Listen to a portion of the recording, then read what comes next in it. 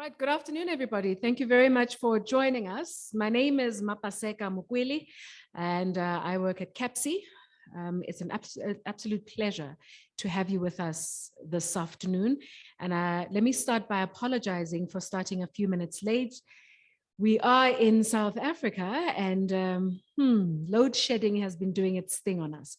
So unfortunately, we've had to wait a few minutes for networking issues and all, but we do apologize for starting a few minutes late. I'll hopefully be able to make the time up as we go with our program. Welcome to the Kisima and Elite Philanthropy Quarterly Dialogue. We are talking youth today. We are talking young people. It is Youth Month in South Africa. And this is why the focus and the theme today is growing youth involvement in philanthropy for a transformed society. It is a pleasure to also welcome on stage, just to kick us off. I did say youth, right? Berita, she's a Summer Award-winning platinum-selling singer, songwriter, music producer. She is the founder of Women of Music Business, and it's abbreviated the WOMB. And she's it's a Pan-African women empowerment nonprofit organization. And she also sits on the board of RISA, that's the recording industry of South Africa. She's an amazing vocalist and is joining us to be our entertainment and to also just give us listen that just for this afternoon. Thank you so much, Berita. Take it away. Oh.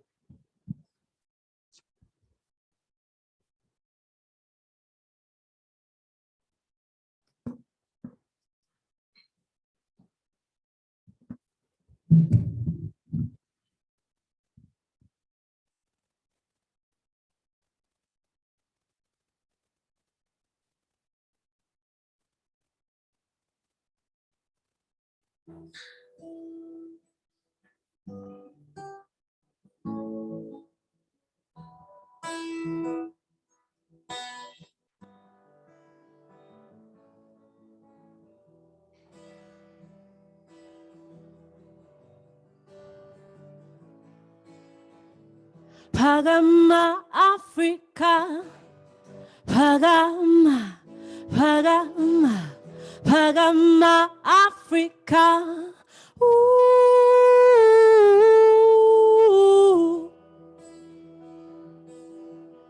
Ooh. Pagama Africa, Pagama, Pagama. Pagama Africa. Ooh.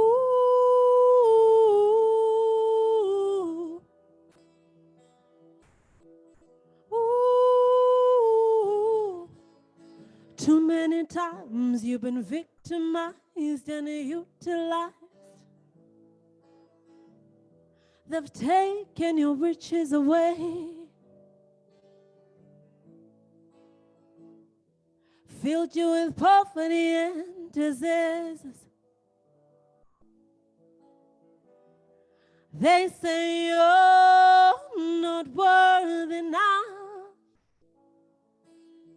Isizwe sakuthi siyalila, masiba maneni zandla. Pagama Africa, Pagama, Pagama, Pagama Africa. Ooh.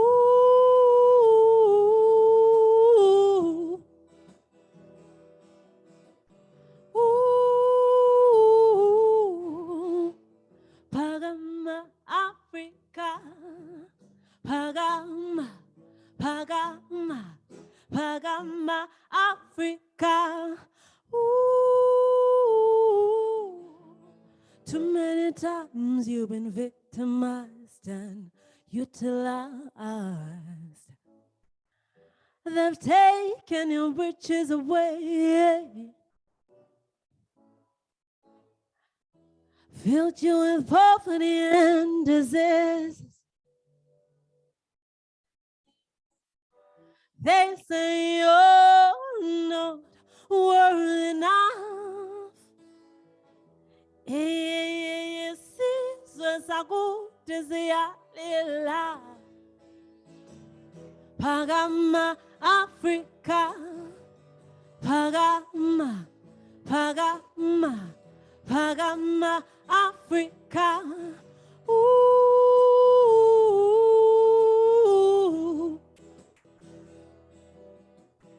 ooh, Pagama, Africa.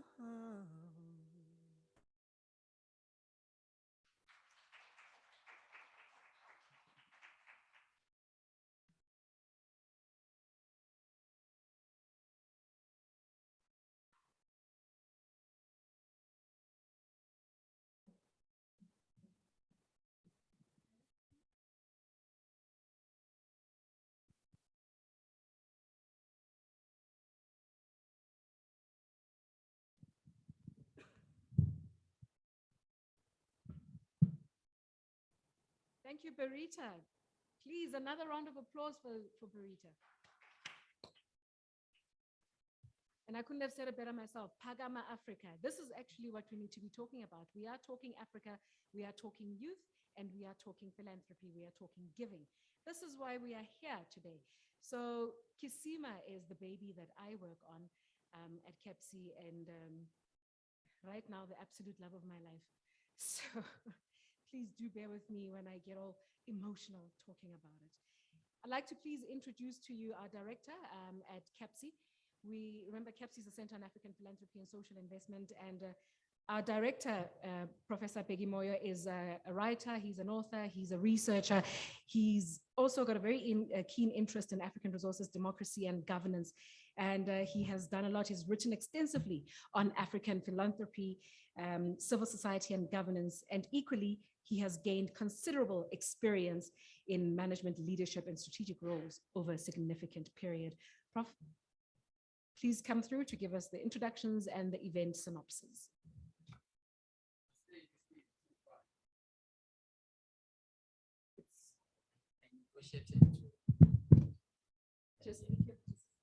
Yeah, is here fine? Okay, so good afternoon and maybe good morning to those who might be in other regions online. Welcome everyone. I think there are three things that we are here for today.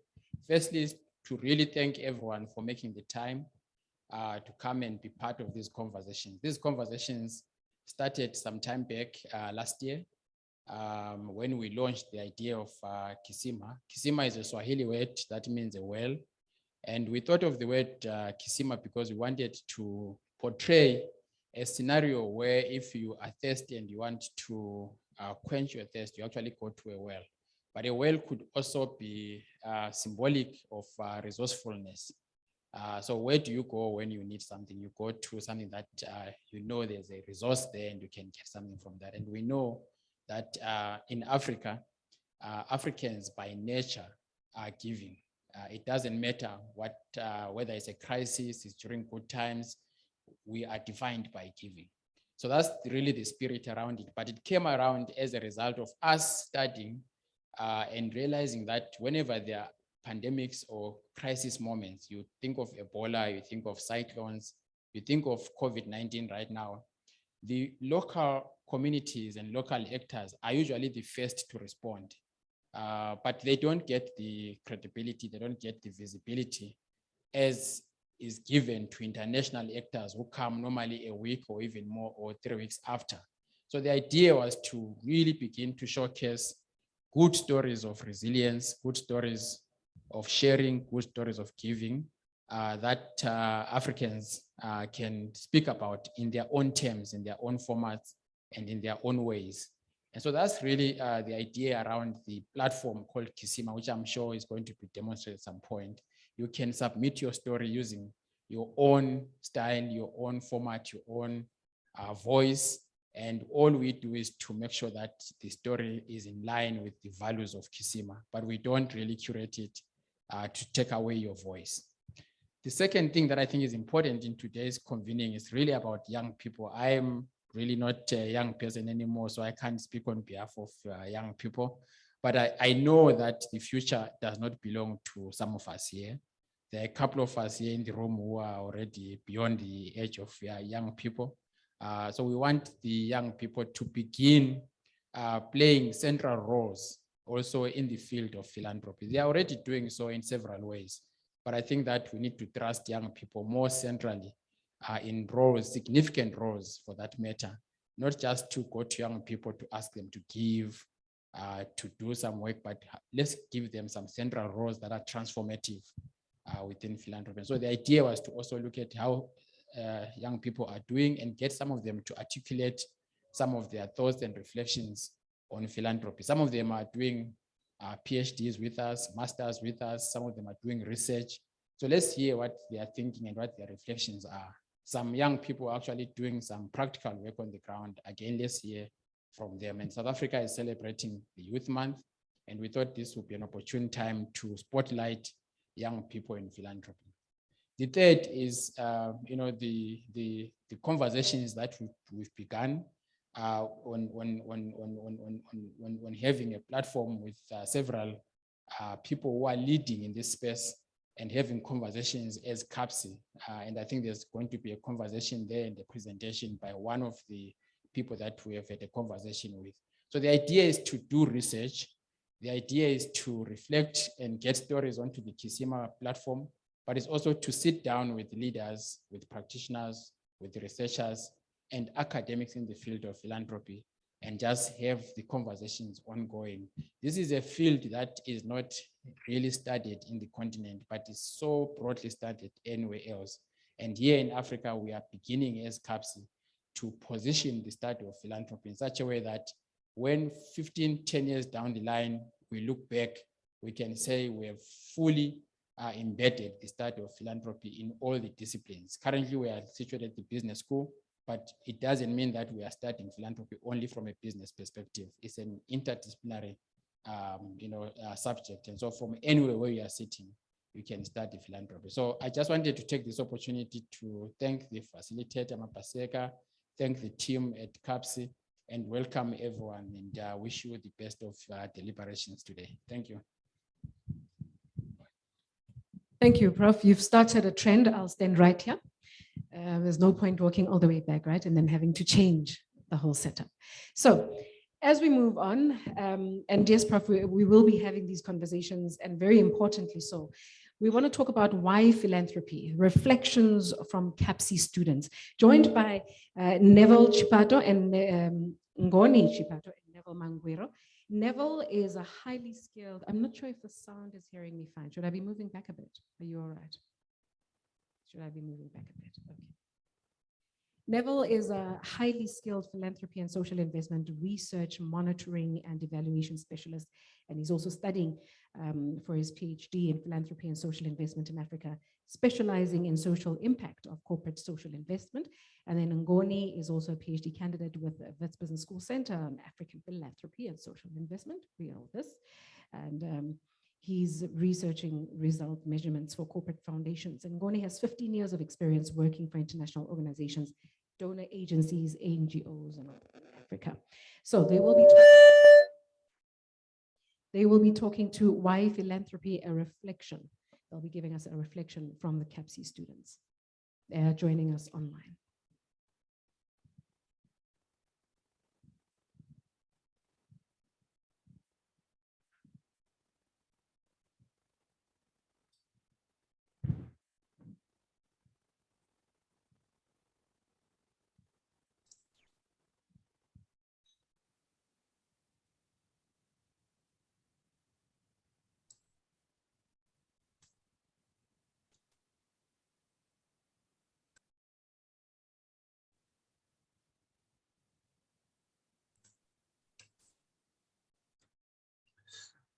Good afternoon, good morning to everybody. My name is Neville Mangiro, as introduced by my colleague earlier on.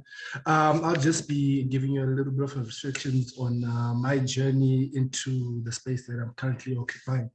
So my journey started as at a young age, where I actually wanted to open up. I grew up wanting to open up an orphanage for kids in need, where you'd have a school and hospitals, and it's self-sustainable. as you might know, the journey of life doesn't always take you directly to where you want to be. So I ended up in accounting and auditing, where I couldn't find much satisfaction in terms of career and direction in what I wanted to do. Following that, I got encouragement from some friends and relatives within the development sector to engage with monitoring and evaluation, which I found closely related to some of my previous experience in auditing. So it ended up not being a waste of time completely, being involved in accounting and auditing after all.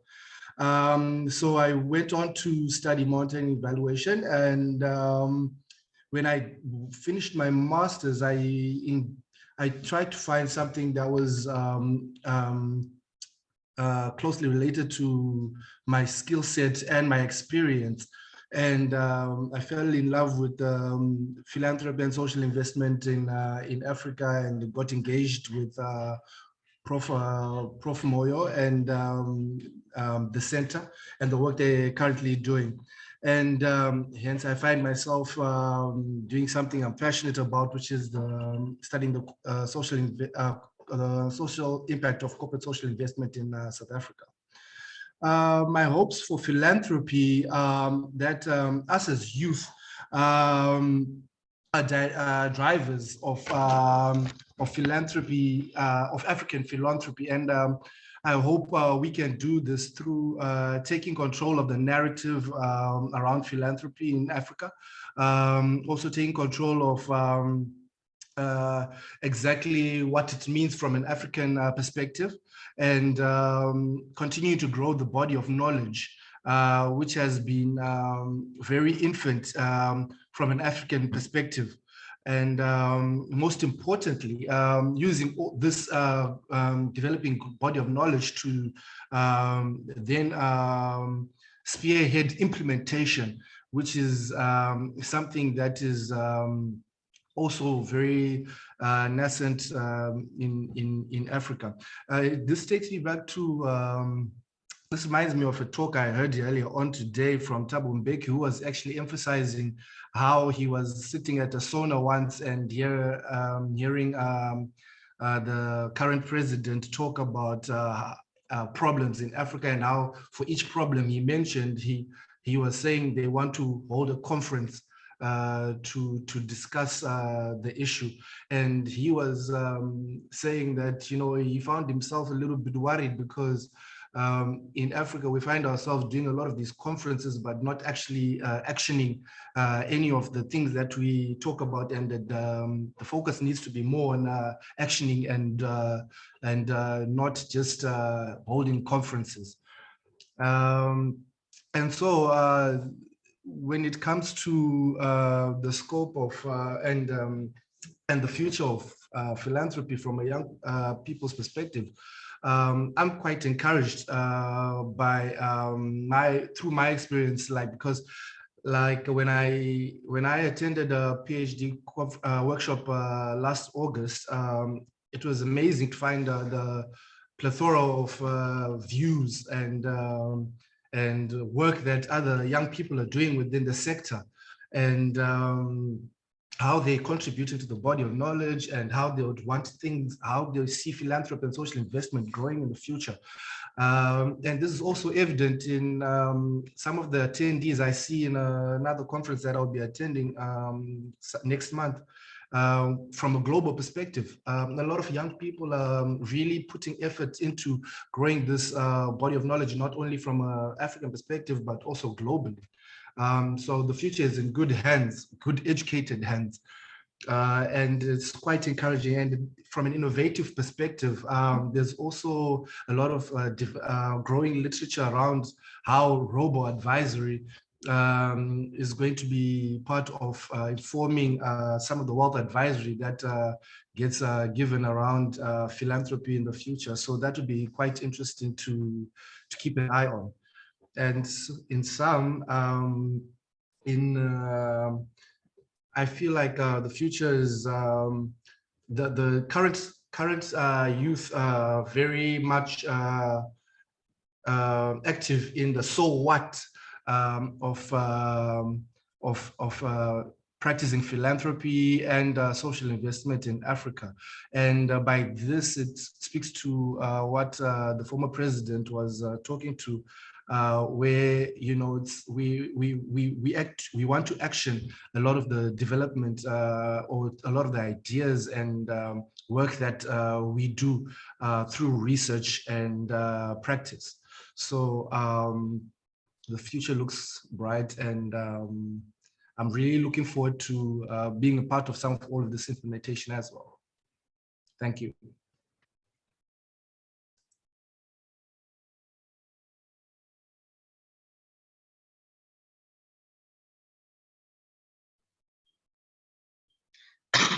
Thanks, Nevo.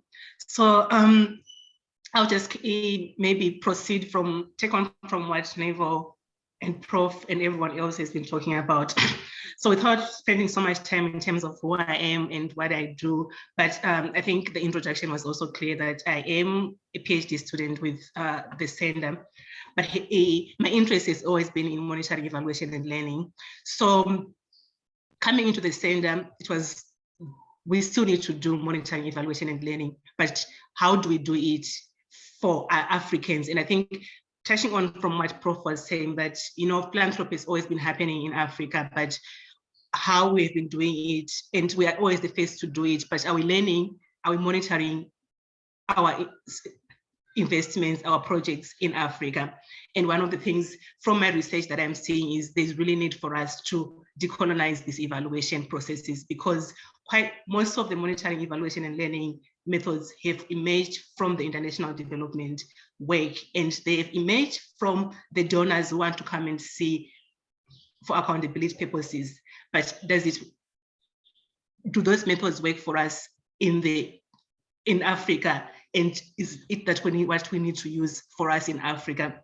And even so, in my research, one of the things that I've been seeing is whenever a corporate in Africa, a philanthropy in Africa, try to showcase that what they are doing and validate their results, they need to go to the West, they need to go to the global North to see what it is, and to validate that what they've come up with is actually very relevant and valid. And in most instances, because of the different ways we work in Africa, in the global South, there's always that tendency to say, is this the correct thing, and are you reporting the correct things? So this also poses the challenges to say, do we need to now think of how do we evaluate, how do we learn from our own perspective as Africans? And one of the things then that I also look at is now in terms of what exactly do we need to communicate? Is just communicating the numbers enough? Don't we need impact for legitimacy? Because quite often people, when they hear philanthropy, they think it's only being done for the purposes of, there's a hidden agenda.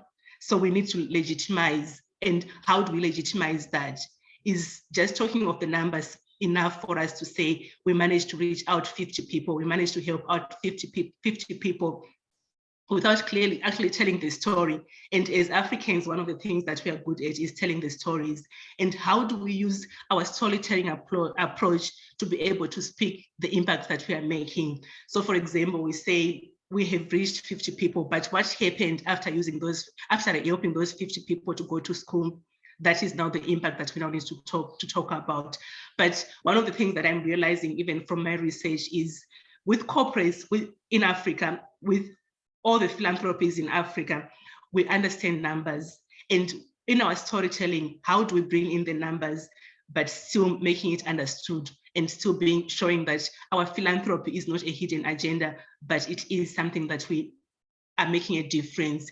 We are changing, we are reducing poverty, we are improving people's livelihoods, and how is that being done? And there is now the impact, as opposed for us to just say, we've reached 50 people, we've given school fees to 50 people, and so what? Which was also what Nivo was saying, that so what after helping those 50 people is one of the things that we now need to start talking about. So in terms of the young people, what is next for us?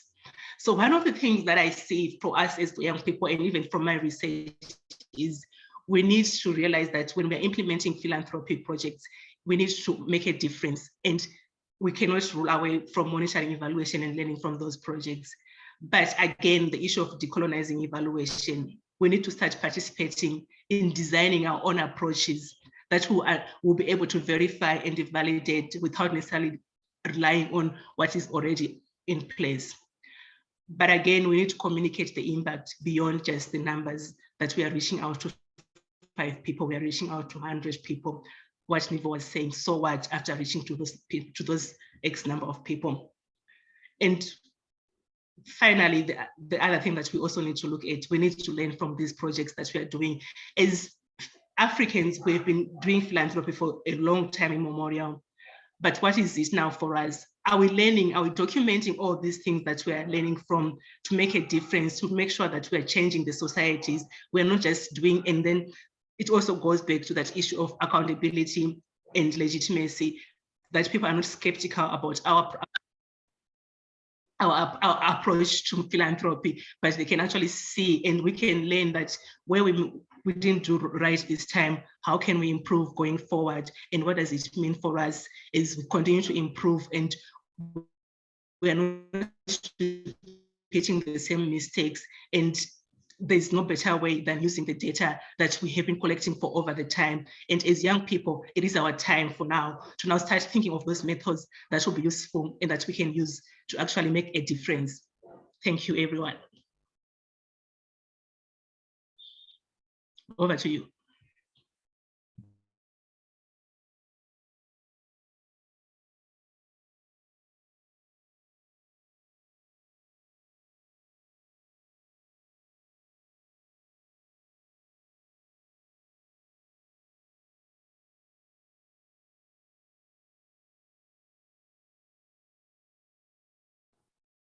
Thank you very much to Ngoni and Neville, giving us hope for philanthropy, at least amongst the youth in Africa, actually, as a whole. I'd like to acknowledge and say thank you for joining us to Professor Logan Rangansamy, who's the academic director at Wits Business School.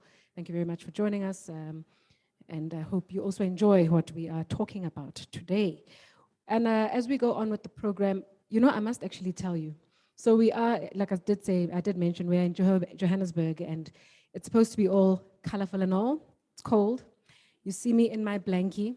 Yeah, you'll see a lot of us covered and all. It's cold. It's one of those days, so please do excuse all the blankets. I know when you're sitting nicely at home and there's a heater in front of you and you're looking all comfortable, you'll start to understand when you step outside and you feel the cold that we are feeling. All right, going on, talking about now philanthropy and the youth. Let's please put our hands together for Sabia Ahireng Obeng, who is an academic and consultant with keen research in capital markets, financial economics, institutions, investments, as well as entrepreneurship and philanthropy in emerging economies, especially or particularly in Africa. Please put your hands together for Asabia. Thank you so much. I'm just tickled to be here today. So if I can just jump right into youth and philanthropy. May I ask, can you hear me? Yes, we can. Okay, thank you. I know Zoom and I have a bit of a contentious relationship, so just to make sure, we know that an emerging consensus regarding Africa and the Sustainable Development Goals is that investments in African philanthropy is critical, and it's critical for sustainable impact. And we also see that this was highlighted in the African Union's Agenda 2063, and also in several other regional and national development documents on the continent. But paradoxically, not only has Africa fallen behind our Sustainable Development Goal targets, but the state of institutional philanthropy on the continent is comparatively rudimentary, with very little known about youth in particular. Therefore, the potential of the youth as a source of community change is largely unrecognized. So here, we also find that the institutional mechanism for engaging them, and that is the private foundations, those foundations that we've known, that we've studied, that to engage with youth, we find that so far they've performed only marginally. And this is due to a lot of woes, such as the lack of resources, poor capacity, lack of coordination, perhaps. Indeed, the full extent of the involvement of foundations with the youth, it remains unclear. And in researching this area, it is less easily collected and read about. But on the other hand, the foundations that have involvement with the youth, they focused on areas mostly such as governance. We see they focus on constitutionalism.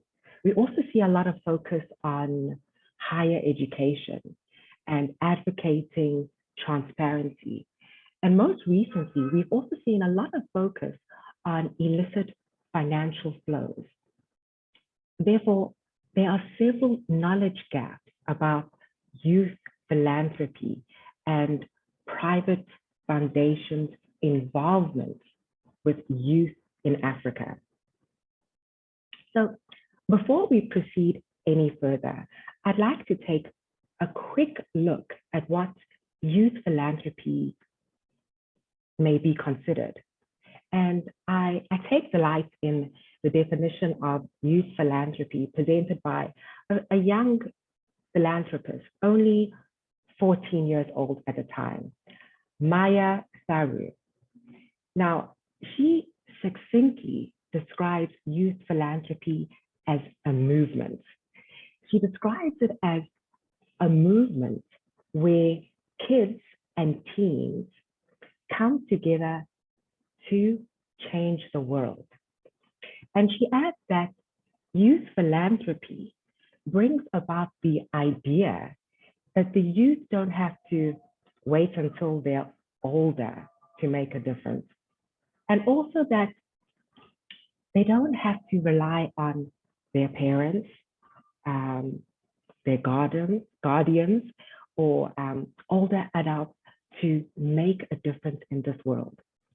According to the 14-year-old Maya, youth philanthropy is the notion that the new stream of visionaries are looking to change the world, but also to change their thoughts and with a sense of urgency. And that's what I like, the sense of urgency. So now that I've articulated a general understanding of youth philanthropy, we can better understand the knowledge gaps that I raised previously. And these are the gaps in youth philanthropy generally, and particularly with private foundations' engagement with the youth in Africa. So with these knowledge gaps, there's a certain situation that is created.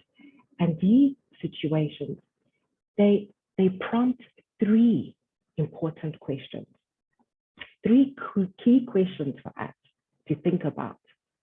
The first one, how does one critically and comprehensively assess the current state of youth philanthropy in Africa in relation to development in other developing regions and elsewhere?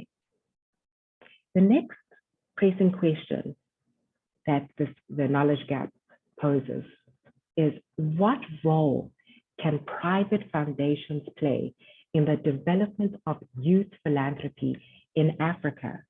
And this is in light of the Sustainable Development Goals. And then the last pressing question is, what kind of adult citizens, and this is important, what kind of adult citizens does Africa envisage today's youth to be as leaders and social change agents? And following, how can youth in philanthropy contribute to achieving this goal? Now, in the US, for example, where the youth philanthropy movement has been active and documented explicitly for at least the last 2 decades.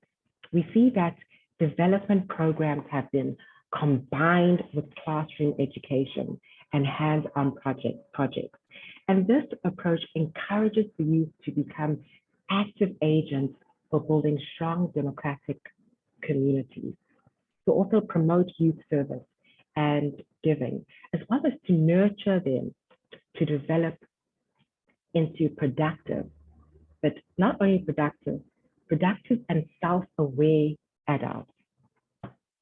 In China, for instance, which much like Africa, combined indigenous culture with neoliberal rationalities, we find that government has provided not only policy support, but also public media campaign infrastructure.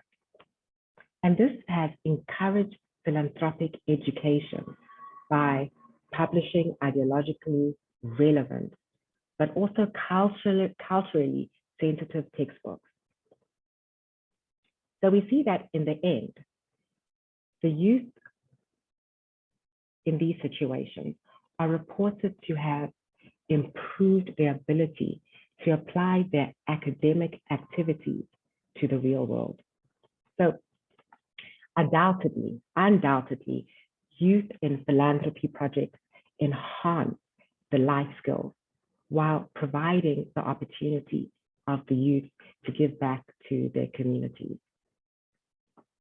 A useful perspective is to adapt one that considers children and youth to be treated not as future leaders, but as citizens in their own right, and as citizens to contribute to the Sustainable Development Goals now, as well as in the future. And what I find interesting is another perspective can be that now, and this relates to the sense of urgency, now is the time to allocate resources and intentionality to trigger the full potential of the youth. But since the full extent of the foundation's engagement with the youth is unclear, and also because previous research in Africa on the theme is hardly available, that means that high quality and comprehensive research in this area is highly warranted.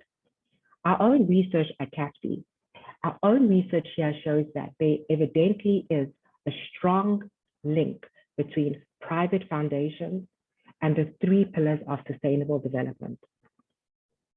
Therefore, future research must address how this link accommodates youth philanthropy. And we need to do this to enhance the achievement of the continent's Sustainable Development Goal targets. So a practical implication is that the outcome of such research must enable us to adapt the best practices from elsewhere in the world. Thus, 2 themes for the research on youth philanthropy in Africa are recommended. And these are themes that I'm actively involved in researching at present. The first one has to do with assessing the youth in philanthropy landscape in selected African countries. And then the next one has to do with private foundations, youth philanthropy, and sustainable development in Africa. Now, I'm almost over my time, but I just get so excited when I start to discuss youth, particularly within the realm of philanthropy. So in closing, I would like to apply the words of David Rubenstein, who's a well-known philanthropist, and he has active interest in African philanthropy. Now, I'd like to apply his words to the African continent. Mr. Rubenstein suggests that philanthropy is not merely a Greek word meaning loving humanity or rich people writing checks, but rather a reflection of an extraordinary continent, Africa. It's a reflection of an extraordinary continent with extraordinary people, citizens, and that's our youth, giving back to the continent and not just taking from the continent. Thank you.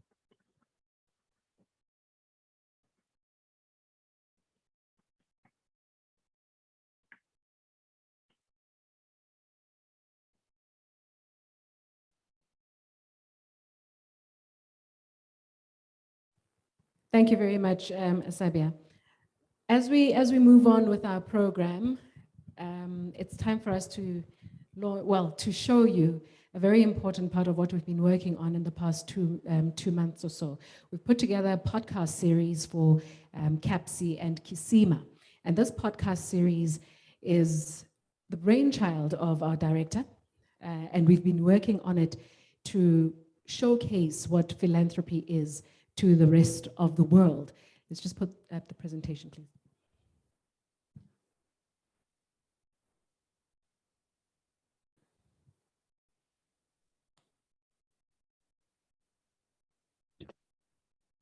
CAPSI podcast series. Can we have the CAPSI, slides building first? a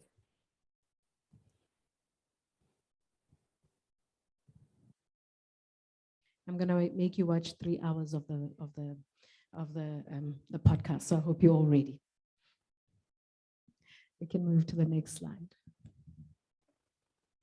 All right. So the background really is that podcasts have become a very easy way of listening to whatever you find important that you want to listen to, and you catch it becomes the best and the easiest way to catch the latest news and your topics of interest. And of course, downloaded very easily, which becomes an easy to go to at any time. Let me go to the other side of the room. All right, so looking at our busy schedules, I mean, we know how everybody has now been on the road and running around, and even with COVID, we have learned to multitask and do so many things. And this is why podcasting has become so important, where it brings out the importance of appointment listening. It feeds directly to that new craze of appointment listening, where at the time when you want to listen to it, you can do exactly that. You make a conscious decision about what you want to hear and when you want to hear it. And also remember, the podcast genre has become so diverse, offering something to all listeners and of all tastes and preferences. Ideal for everyone, for the young, for the old. They're entertaining, they're easy to go to, and they're comfortable to listen to as you're doing other things. The background really behind these podcasts, and this is what we're talking about. Can we move to the next slide, please?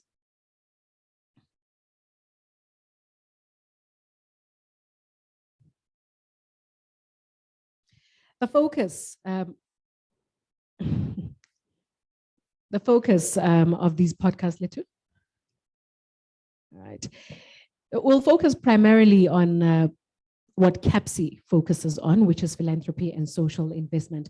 And of course, Africans as the focus, to showcase that philanthropy is an African phenomenon and has been practiced since time immemorial. People that will be interviewed, the individuals to be interviewed are Africans who will make an active effort, who do make an active effort to promote human welfare. And this can be in their communities, in their countries, in Africa as a whole. It can also be individuals who are running their organizations and making an impact. I'll go through a list of the types of people that we'll be talking to. And of course, the podcast will be a conversational discussion on guests, their drive, their idea of philanthropy, and the work that they are doing. Our first guest, actually, of our podcast is joining us and will be giving our keynote address, and he's here with us, Thabang Skomane, and I'm hoping he's also going to share a little bit of what his experience was like doing the very first of our podcast series. Next slide, please. The purpose and the objectives of the podcast. Again, like we said, showcasing the difference. In fact, I think this is a repetition of what you've said, but the audience is Africa, the people in general, those interested in philanthropy in particular. The podcast will obviously then showcase what CAPSI is passionate about, what we work on, the teaching and training within the philanthropy space, as well as enhance policy debates. And focus, again, will be to showcase that philanthropy is an African phenomenon. It's not only an international phenomenon.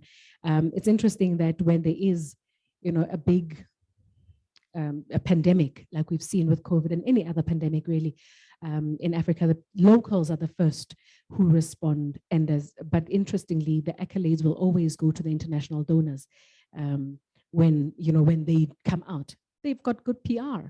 So we've got to work on our PR and make it better. Next slide, please.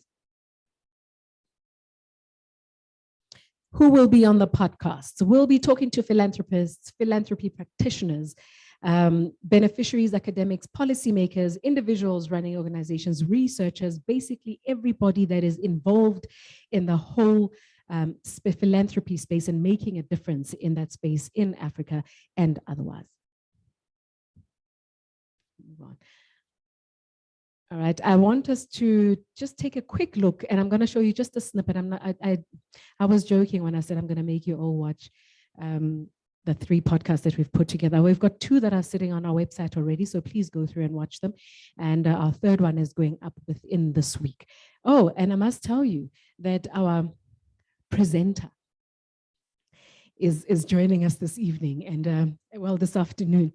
And he's here with us today, our Prof. Please, a round of applause for our amazing presenter who, I must say, got into that position by pure default, but is doing an amazing job at it.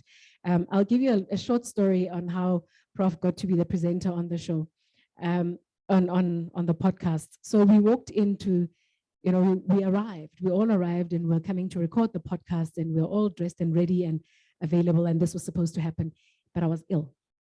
I was supposed to have been doing the presentations myself, but I was not well at all. And Prof said, okay, it's fine. I'll take it off. I'll take over today. And he did the first one. And within the first 5 minutes, we were like, no, actually, no. It's not just for today. You're the guy. You're the one doing this. And I think he's doing an absolutely amazing job at being the face of the podcast. I know that he says that he had dreams to do other things with podcasts. Prof, this is your calling. This is the one for you. Your launch pad. We'll call it this. Remember us when you are doing big things everywhere else. Remember that we launched you, Prof, okay? Please remember this. Let's watch the video. Just a short snippet of our very first podcast.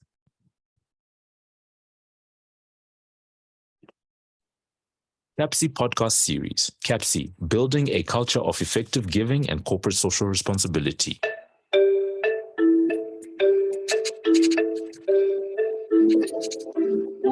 Hello, everyone. Welcome to the CAPSI podcast series, Building a Culture for Effective Giving and Corporate Social Responsibility.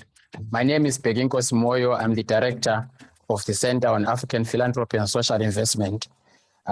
Joining us today is Thabang Skomane. Thabang is the Group CEO of the Nahana Communications Group. Thabang is a well-known social activist and entrepreneur, philanthropist, and businessman with a flair for successfully combining capitalist and philanthropic principles. Thabang, welcome. Thanks very much, Big. Thank you, Thabang. We are in conversation with you today because we want to know what really drives you. Who is Thabang? Could you perhaps start by telling us what Thabang is?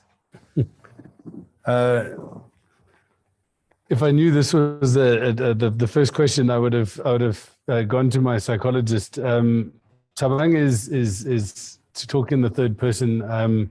Is passionate about South Africa because I grew up outside of South Africa, born in exile and grew up in exile, and only came back in the 90s. Recognized that as a country we actually had so much difference, so much disparity, and I was fortunate enough to not have to face the consequences of apartheid and the oppression that occurred at that point in time. So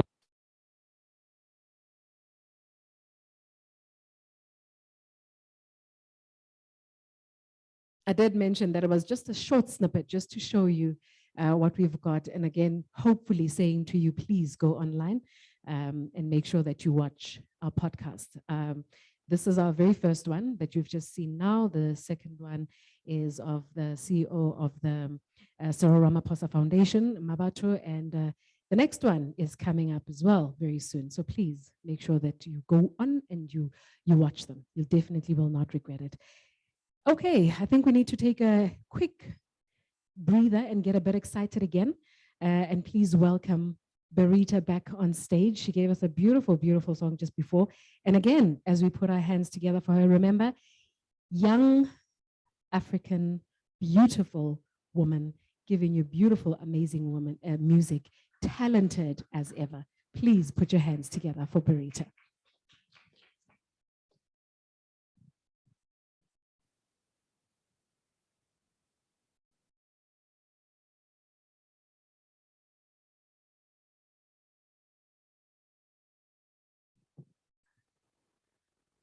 I must say, I'm a big podcast fan. I love podcasts. So when it cut, I was hooked. And I think there's one thing missing in that podcast that I would like to add. I think we need a theme song. I think we need a theme song. So that's my homework after today.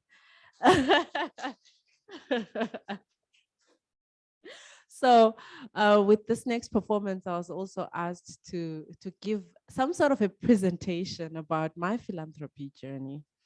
And I must say, just as I'm offering to do this theme song, I then realized that I am truly a philanthropist at heart, because I was here when the Kisima Fund was launched.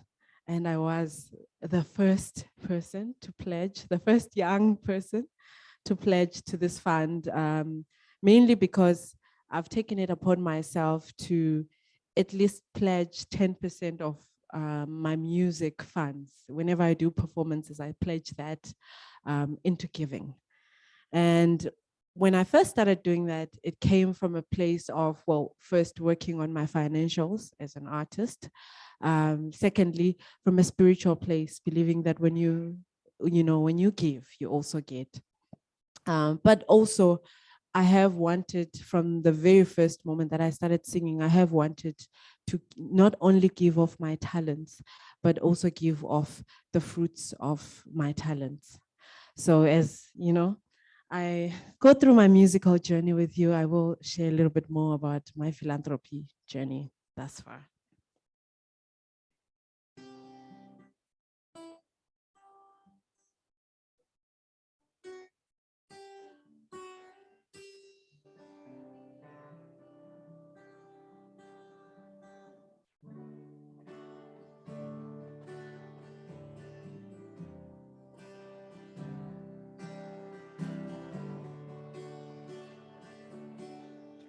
Ndande nomfana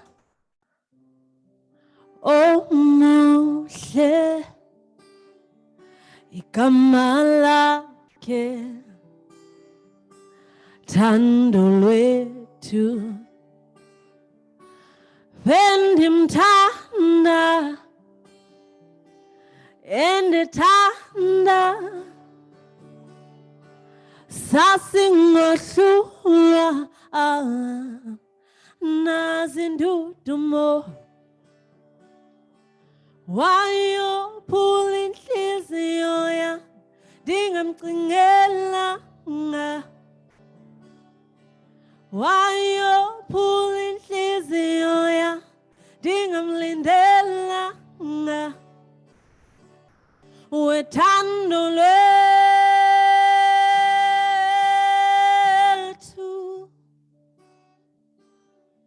wethando lwethu,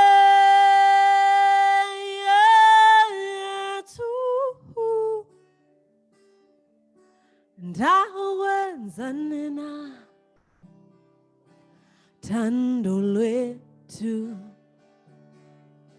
ndawenza na thando lwethu,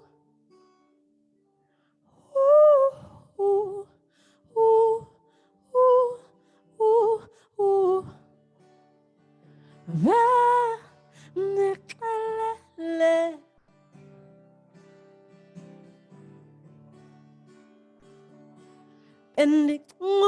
andizohlala nawe ubomi bam bonke, bendingazi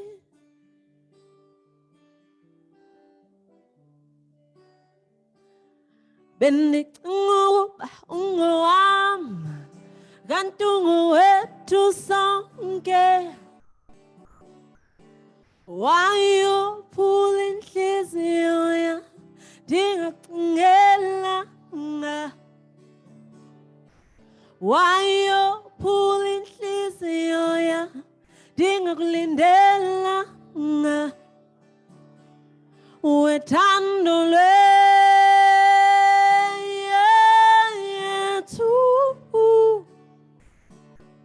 wethando lwethu,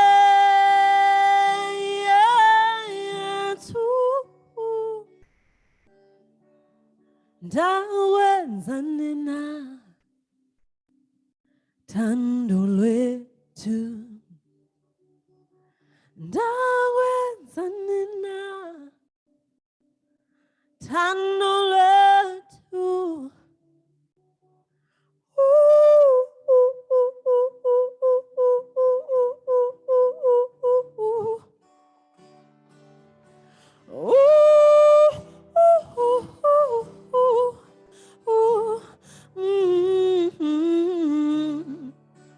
ndawenza na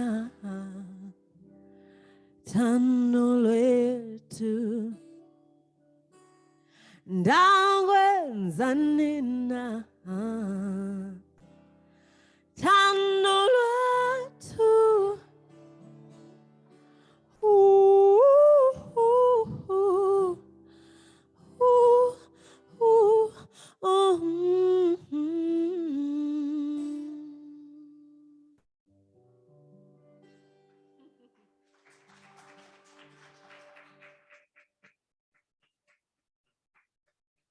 Thank you.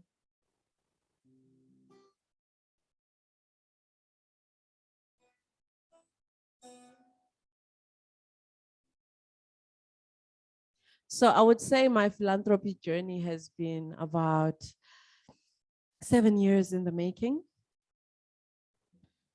I've tried different ways of giving of my time and giving of my funds as an artist and as a young person. And I would say in my giving journey, I've learned a couple of things.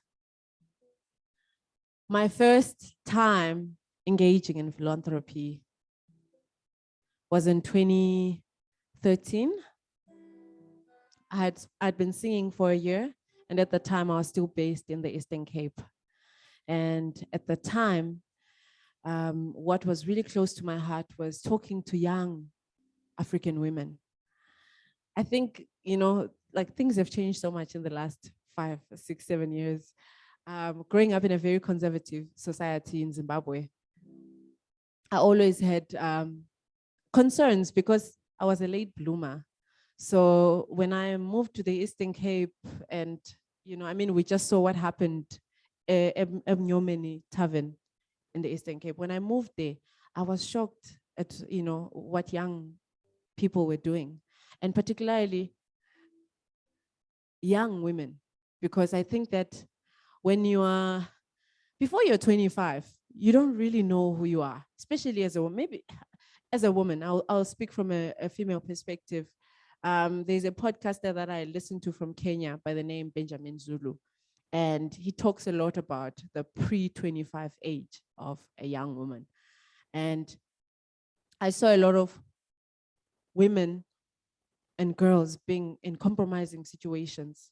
And what I did at the time was that I put together a 10 school tour, and I went and spoke to young women about purpose and really finding who they are before they get taken by the ways of the world. And this is a song called No Tyatyambo.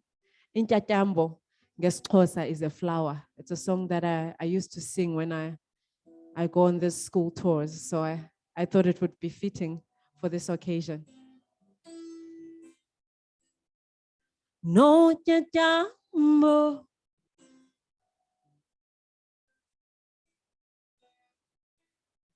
valiente,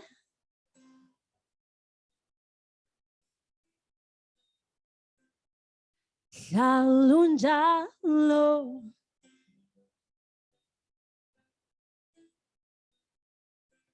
Kauzinze,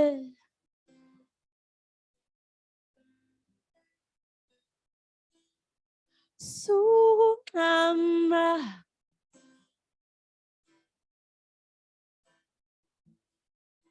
when not Tyatyambo.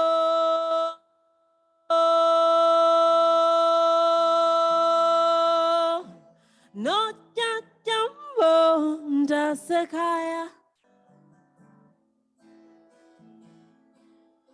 Sukama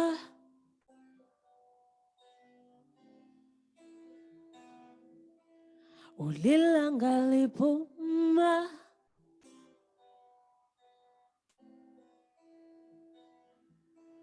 uyibuhle bemvelo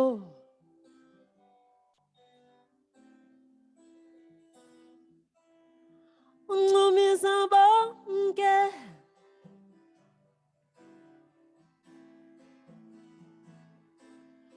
Sukama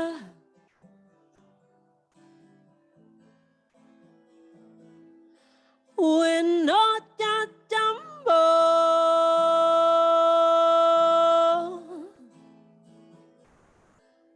No Tyatyambo ndasekaya Sukama.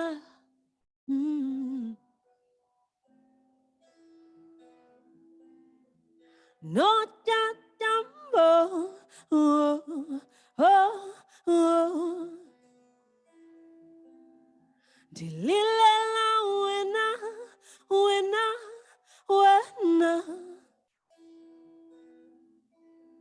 Divela wena.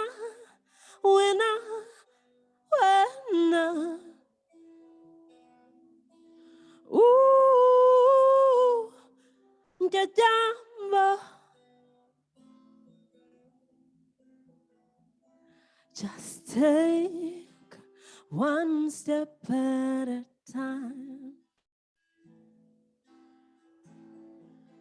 Take one step at a time. Take one step at a time. Take one step at a time.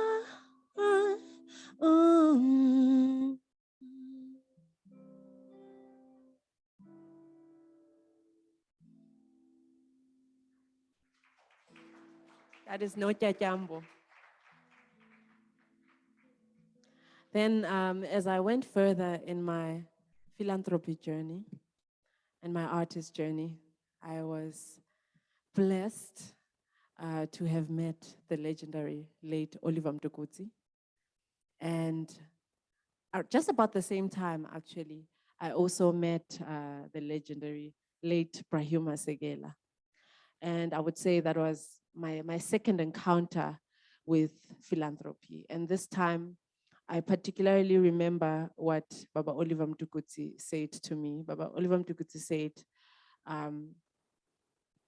as Africans, in everything we do, we sing. We sing when we're happy. We sing when we in a time of loss, in a time of difficulty, we sing. So my daughter, use your music to touch our people, to touch your community. And with that note, I'd like to pay tribute to him, because I believe as I continue in my music journey, my roadmap of music and philanthropy is something that I have seen and witnessed and been mentored by Oliver Mtukudzi, the late legendary Baba Oliver Mtukudzi through.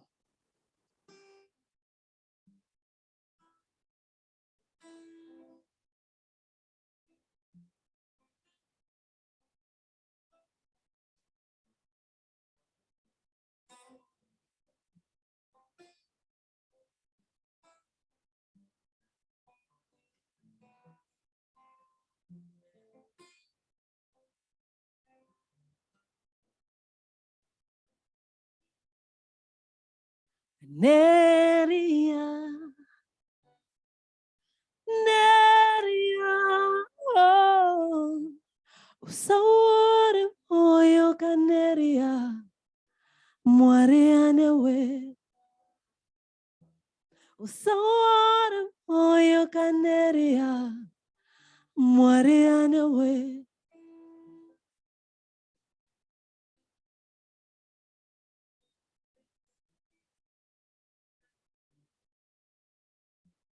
Usawore moyo kaneria, mwariane we. Kufirwa ne morume hanzwa, shinoda moyo we kushinga. Usawore moyo kaneria, mwariane we. Mwariane we kaneria, mwariane we. Shinga moyo, shinga, mwariane we. Vanu katsi vanu batwa senapa, kukara senerera. Usawore moyo kaneria, mwariane we. Usawore moyo kaneria, mwariane we. Oh, shingirira kaneria, mwariane we. Rufurune shanje, kutaura vanot anana. Usawore moyo kaneria, mwariane we. Mwariane we kaneria, mwariane we. Shinga moyo, shinga, mwariane we.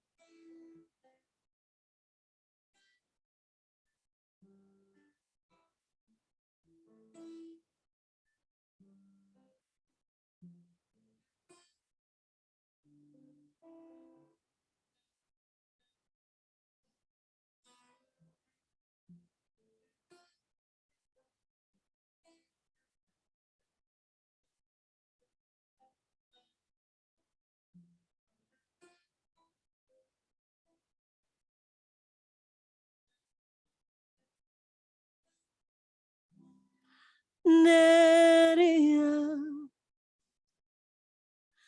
Neria, oh, usawore moyo kaneria, mwariane we.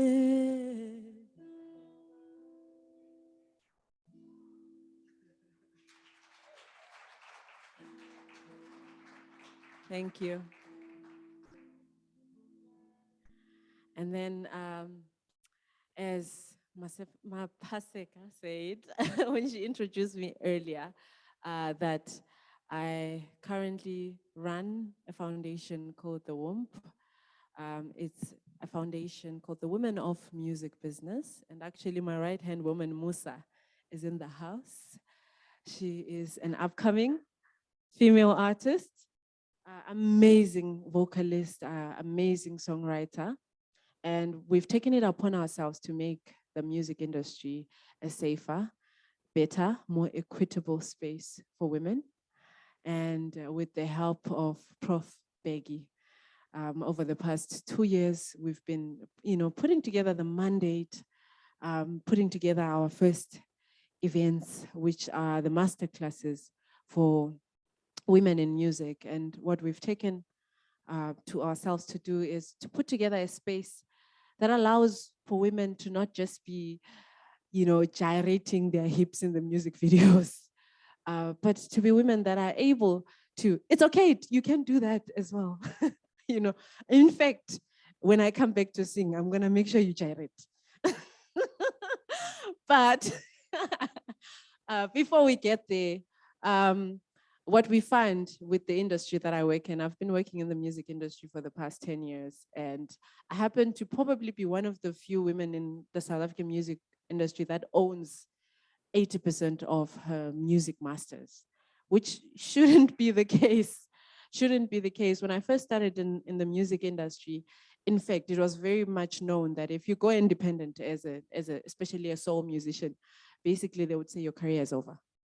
Because, before, women had not been given the opportunity to run their own record labels, to be part of their own marketing strategies as to how they want to be presented, to own the equity in their music, so that even tomorrow when I put the mic down, royalties continue to flow into my pocket and into the pockets of my descendants, rightfully so.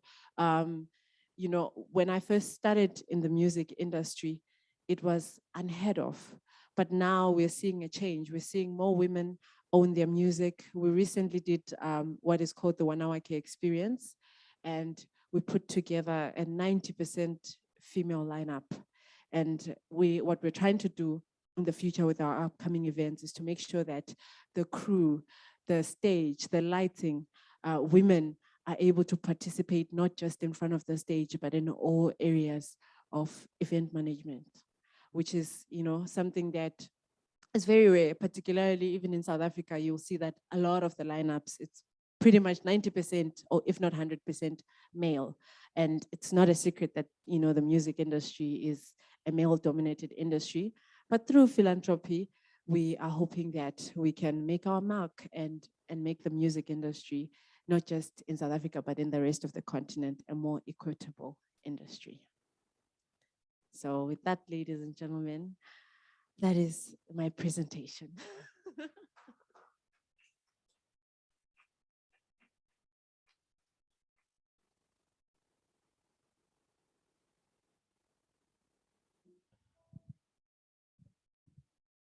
Thank you, Berita. Sure, you're an amazing vocalist. And, every time you hear Berita, at least this is what happens to me. I hear her perform and I think, wow. And then I go away and then I hear her again and it's like it's the first time. I get wowed over and over and over again. It keeps happening. I thought I was over it, Berita. It seems it's still happening. I'm wowed again today. And you got me thinking differently about Uthando Lwethu. Yo, I heard it today. No, I heard Uthando Lwethu differently today. Thank you so much for the beautiful, beautiful music. All right, time now to welcome our keynote speaker. I did introduce him to you earlier and say to you he was our first guest for our podcast.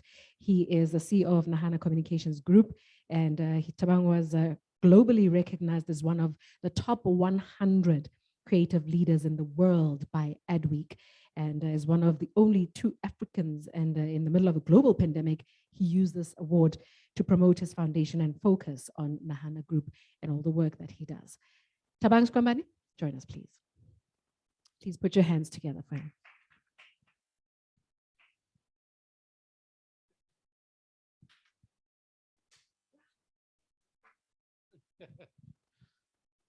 Hey. Yo, I mean, this is pressure. could you have put the beautiful musicians after the keynote? That way we could have just listened to the music and been chill. Okay, so I do want to reflect on something that Barita actually said in one of her songs, which is keep taking those steps. And the purpose of the main focus of what I'm going to be talking to you guys today is actually going to be about keep taking those steps, which is actually about moving forward. But I'm going to start by telling you a few stories of personal experiences that I've been through. So I used to be a banker, and left banking to get involved in work in the HIV/AIDS space. Myself and a friend of mine, he's a white guy, so we went to a company that farms chickens, very, very big listed chicken company. I don't know if that's what they call them.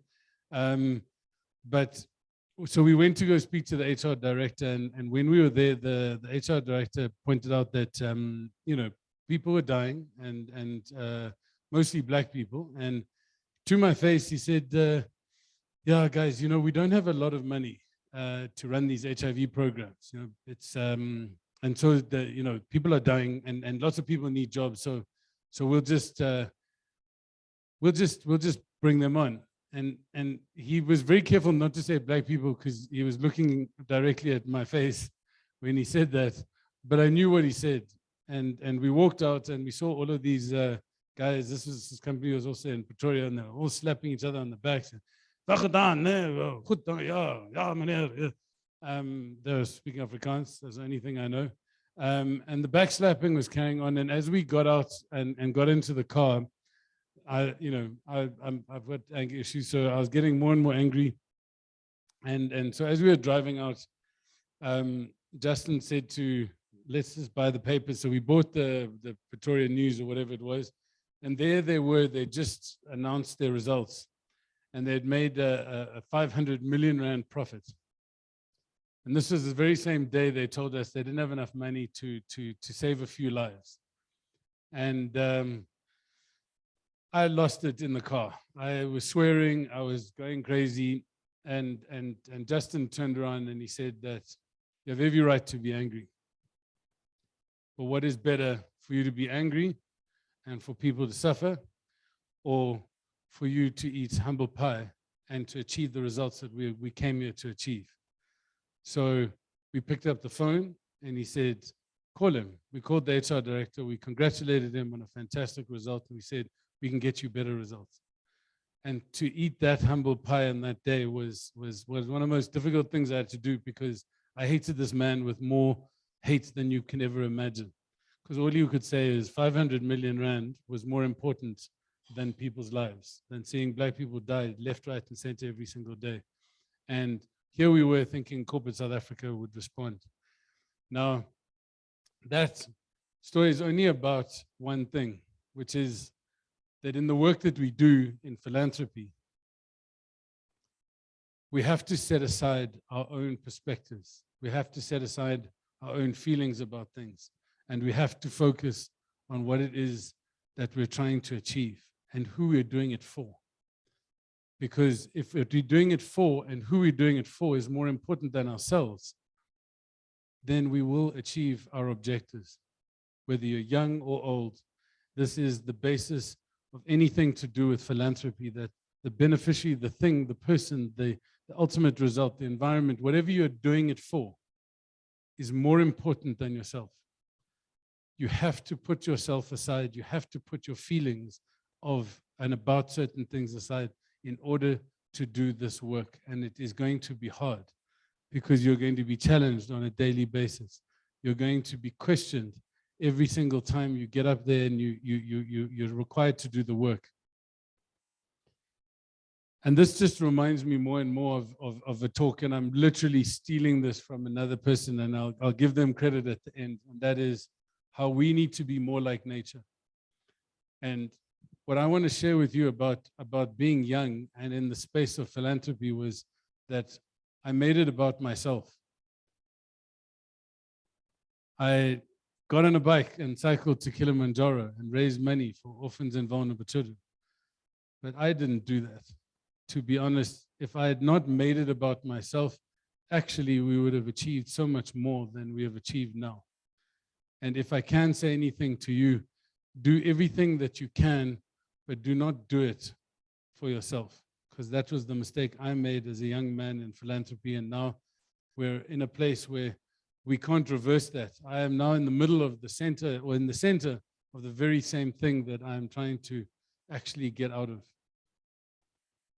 which is to give, is to be like nature. The river does not quench its own thirst. The sun does not give itself vitamin D. The tree does not eat its own fruit. The flower does not smell its own fragrance and say, oh, how nice you smell. And philanthropy is like nature. It never stops, but it always regenerates, and it always gives to everyone else and everything else. It is always about everything else because it is never about itself. And philanthropy at its core has to be about the people or the things that we're doing it for, at the core of it. And guess what? We'll get to a point where you will fail and you will regenerate. Like the flower eventually will die and wilt, and it'll die and become part of the soil. And the soil will regenerate and it will bloom again, and more flowers will come in its place. It's not the same water that will pass through the river to quench your thirst. It will be new water. It will be different water. It's not the same rays of sun that will give you nourishment and vitamin D. It's not the same fruit that the tree will feed you. And each time we have to keep moving forward. We have to keep reminding ourselves every single day that throughout the challenges that you're experiencing, this is supposed to be. You might not like what you hear. You might be confronted with challenges that are so great that you feel like you just want to give up and you want to change your path and go somewhere else and do something else. But that is the moment when you are at your best. Because you are naked, you are bare, and you are essentially who you are meant to be. And you will regenerate and you will become what you're supposed to be, which is to give something for what you're intended to do. And that is the basis of philanthropy. Anyone who wants to tell you about it can give you the details, and I'll leave it up to the academics, and I'll leave it up to the guys, the smart people in the room. But I can only talk to you about who you should choose to be if you choose to be in this space. And that is, you choose to be like nature. You choose to be completely giving without making it about yourself. You also choose to focus on the end goal and not on what happens in between and the path and the people that you encounter on your way to achieve that result. People look at different people and they say, oh, look, they look like this or they look like that. I get that every day. Whoa, Tabang, Squaman, how are you at Tabang, Squaman? I look at it and I get frustrated about it, but I realize that all we are have become slaves in our own minds to the apartheid regime that actually created the difference between us, that allowed us to actually say, you should look like this and you should look like that. That psychological slavery is what holds us back as Black people in this country and across the African continent. And that is why our true philanthropy is actually based on where we were before we were told how things should be. Before we were told who should sit where, go to which toilets, before we were told which schools to go to and what to learn. Before we were told what we look like defines who we are as a character. As Africans, everything was about everybody else. And you're a part of that village, you're a part of that community, you're a part of that society, and you didn't exist without it. And that is what philanthropy is all about, is existing within this greater ecosystem. The beauty of womb, for example, is that women never got the chance in music, to have other women who supported them, whether they were in front of the mic or whether they were behind the mic and in support. And guess what? Here we have people who are doing that for them.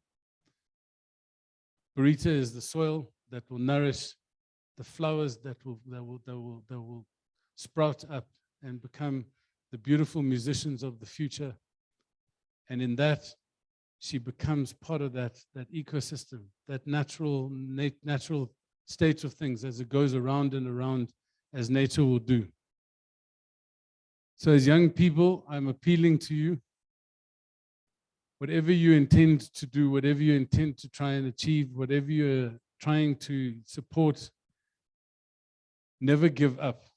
Keep moving forward, as much as small as the step might be, but remember, each step has to be about what you're able to give to others.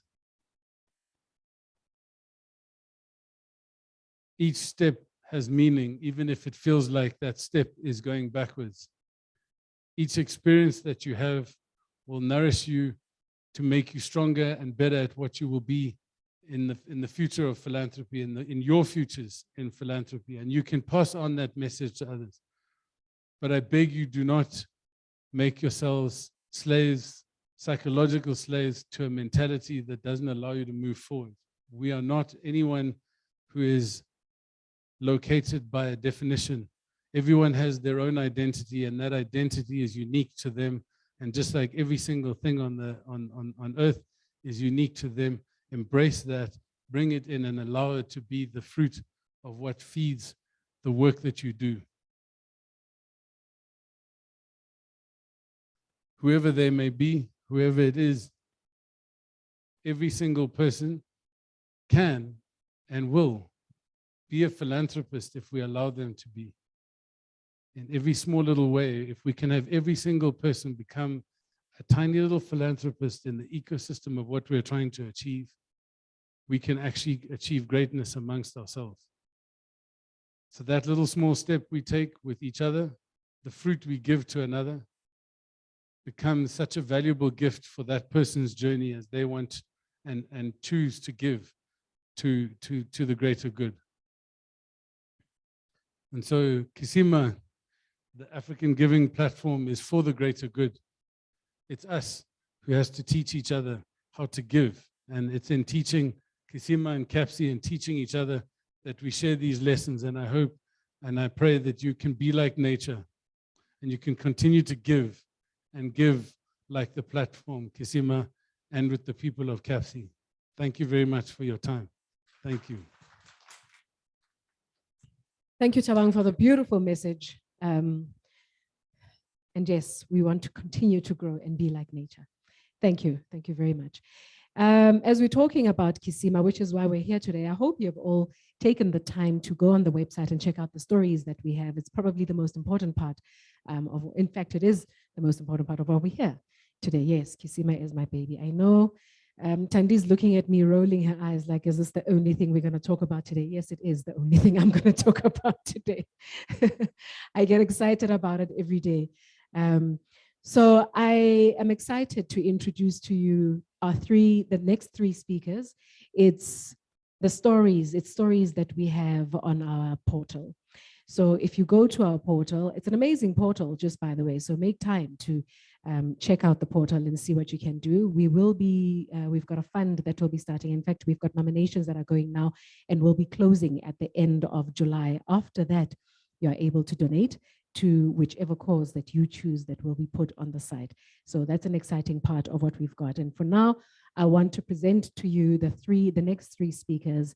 And the first one is Juliet Berger, who is from Zimbabwe. She runs Shekinah Glory organization, and very interesting young lady who, when I had a chat with her about her story in her organization, I marveled at the fact that she's based in Bangladesh and runs an organization in Zimbabwe and is back in Zimbabwe every 6 to 8 weeks or so to make sure that everything is running well.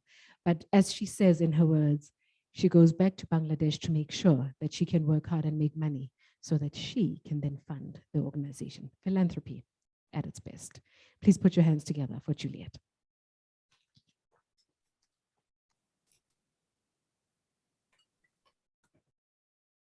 Good afternoon, everybody. I am humbled. I am honored to be talking to you today. My name is Juliet Bekwa. I'm actually a humanitarian worker. I've worked in a number of countries across Africa, including Zimbabwe, South Sudan, Sierra Leone, Nigeria. I've been to Afghanistan, now in Bangladesh. And I've worked with a lot of international non-governmental organizations, and I'm currently with the UN. So my background as an African, my professional background as well, and my academic background have significantly contributed to the organization that I established called Shekinah Glory Organization, which I started at 35 years old. 6 years ago in Zimbabwe. We are actually implementing projects in Shishavane in Zimbabwe. If you have my presentation, can you please share the screen for me?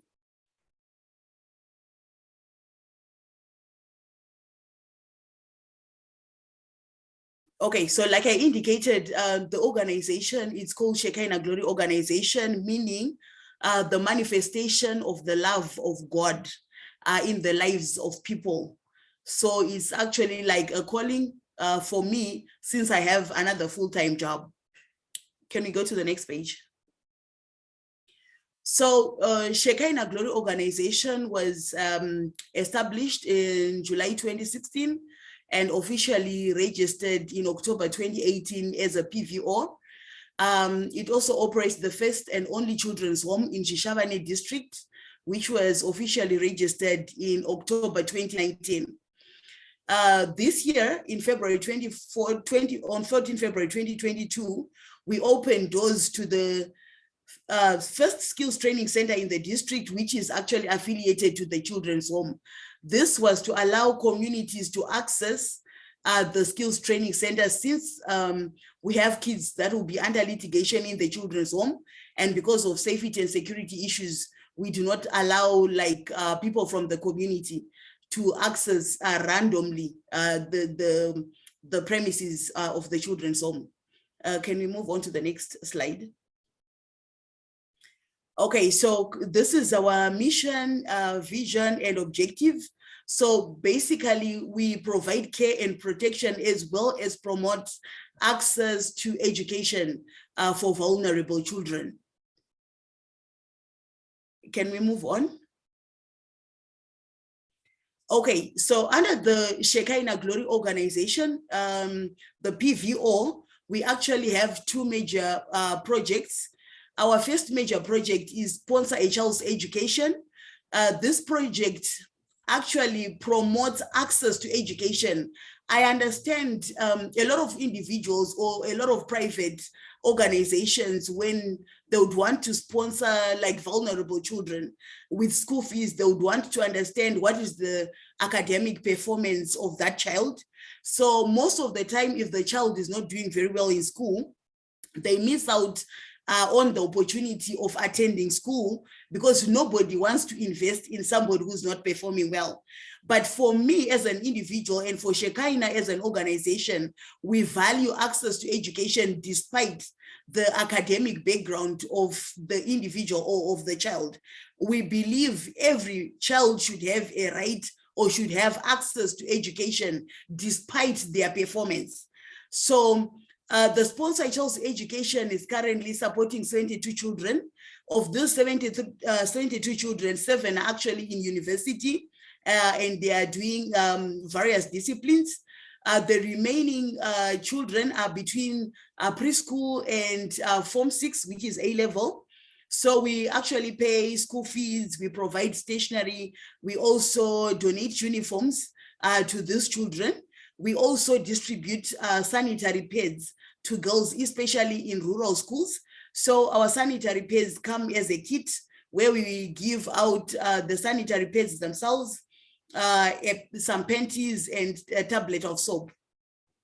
We also have Ndine Hanya. It means I care in English. It's actually like a platform for children and young people living with HIV.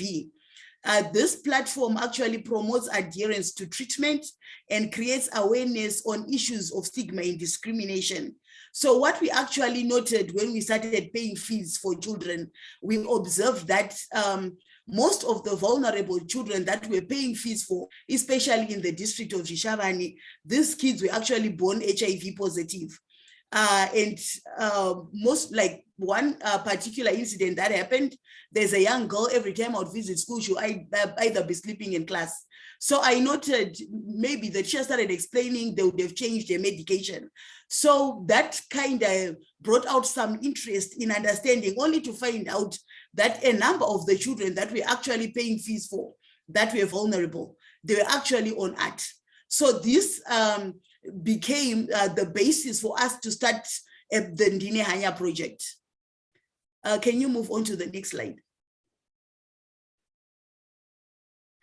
So the Shekinah Glory Children's Home, this is the first and only children's home in Shishavane district.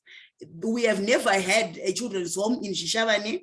It's a district of about 80,000 people in the last census count. So most of the time when we had, or when social welfare had issues with children, you might find these children will be placed maybe at the charge office with the police, or they'll be placed in a hospital. And because nobody would really follow up on them, these kids would just eventually like disappear. And people never paid much attention because there was no place to put these children. So this is what gave me the interest to say we need to provide a safe and secure home filled with love for children identified by the Department of Social Welfare for placement at an institution. So we opened this home. At first, it was 1st May 2017, and it was officially registered in October 2019. So this is the first and only children's home that we have. So we actually have children arriving on short-term stay or long-term stay, and we have to make sure it's a safe and loving space where they can call home. Can we move on to the next slide? Okay, so here is a picture of the Shekinah Glory Children's Home. We actually developed all this. It was kind of like an old building with basically nothing. It was so bushy, full of trees and tall grass. And this is what it is 60 years down the line. Can we move to the next slide? So this year, we noted like where we have the children's home is actually in Ward 14 in Chirere. And there is only a primary school. There are like 3 primary schools, but there is no secondary school. What this basically means is the nearest secondary school is kind of like almost 7 kilometers. One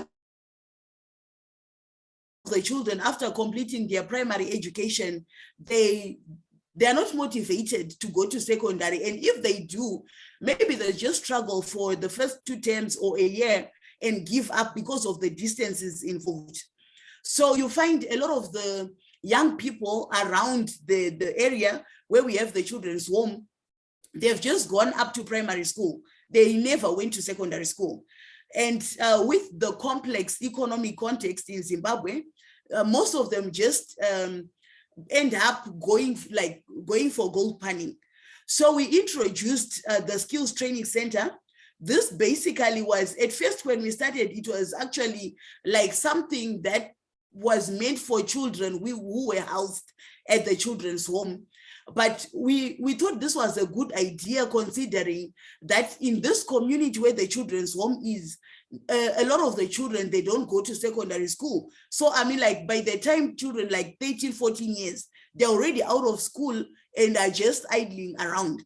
So we decided to actually construct a skills training center outside the children's home for safety and security reasons, like I mentioned, so that we could actually also allow the community to have access to this skills training center.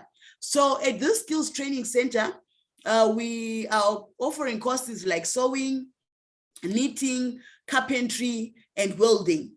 Our approach in terms of training, there is no theory. So it's kind of like it's hands-on.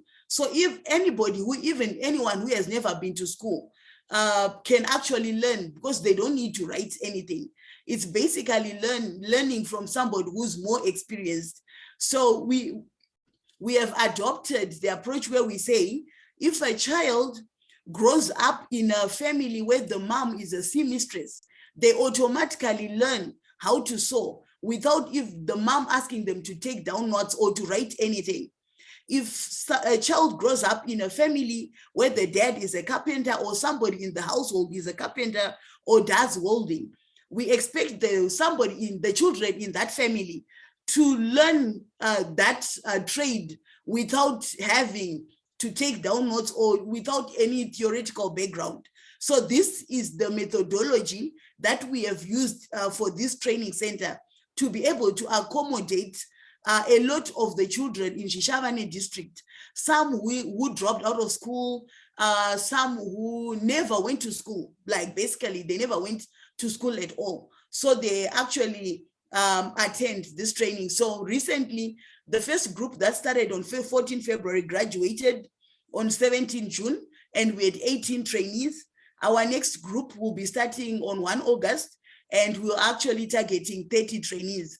We also have agriculture as part of our training, because at the children's home, we grow our own vegetables, we rear our own livestock, chickens, sheep, goats, and sometimes we do a bit of fish farming in order to be able to provide our children with an adequate diet, and surplus we sell to the community as income generation.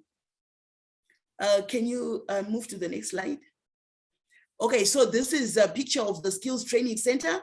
It's actually like a boarding facility where we house 24 trainees at a given time with 3 mentors. Everything is provided. The trainees, they don't pay fees because of their background. We provide them with everything from toiletries, food, and anything required for the course, for them to complete their courses. So this is the picture of the Skills Training Center. Can we move on?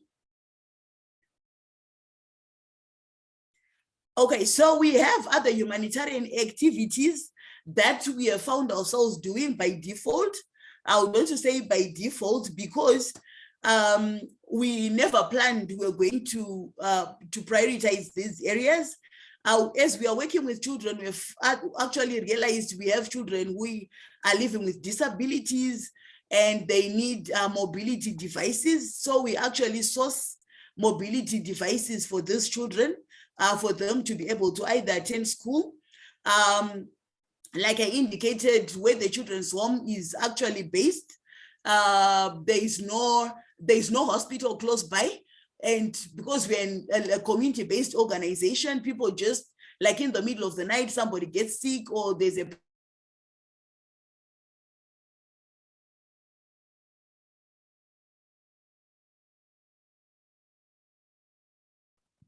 There we go, technology deciding that you've heard part of what you needed to hear. But Juliet, unfortunately, I'm not sure what happened there, but we lost you. We lost your signal there. But thank you very much for joining us. The story that you see is on, in fact, it is on our site. If you go to kisimagiving.org, you will find it there. Absolutely, absolutely interesting and something that you definitely want to listen to. She's doing a lot of work, and it's not, the Shekinah organization is one part of what she's doing, but there's a whole lot more that she's doing. Please make sure that you go to the site. The next one, Eric Kalon joins us from Sierra Leone. I know we are running behind time, so I'm not even going to say a lot. I've also asked Eric to just try and just shorten his speech as well, just to quickly get through what we need to talk about. And Eric will be followed by Tabisa, who will be joining us from the Eastern Cape. Eric?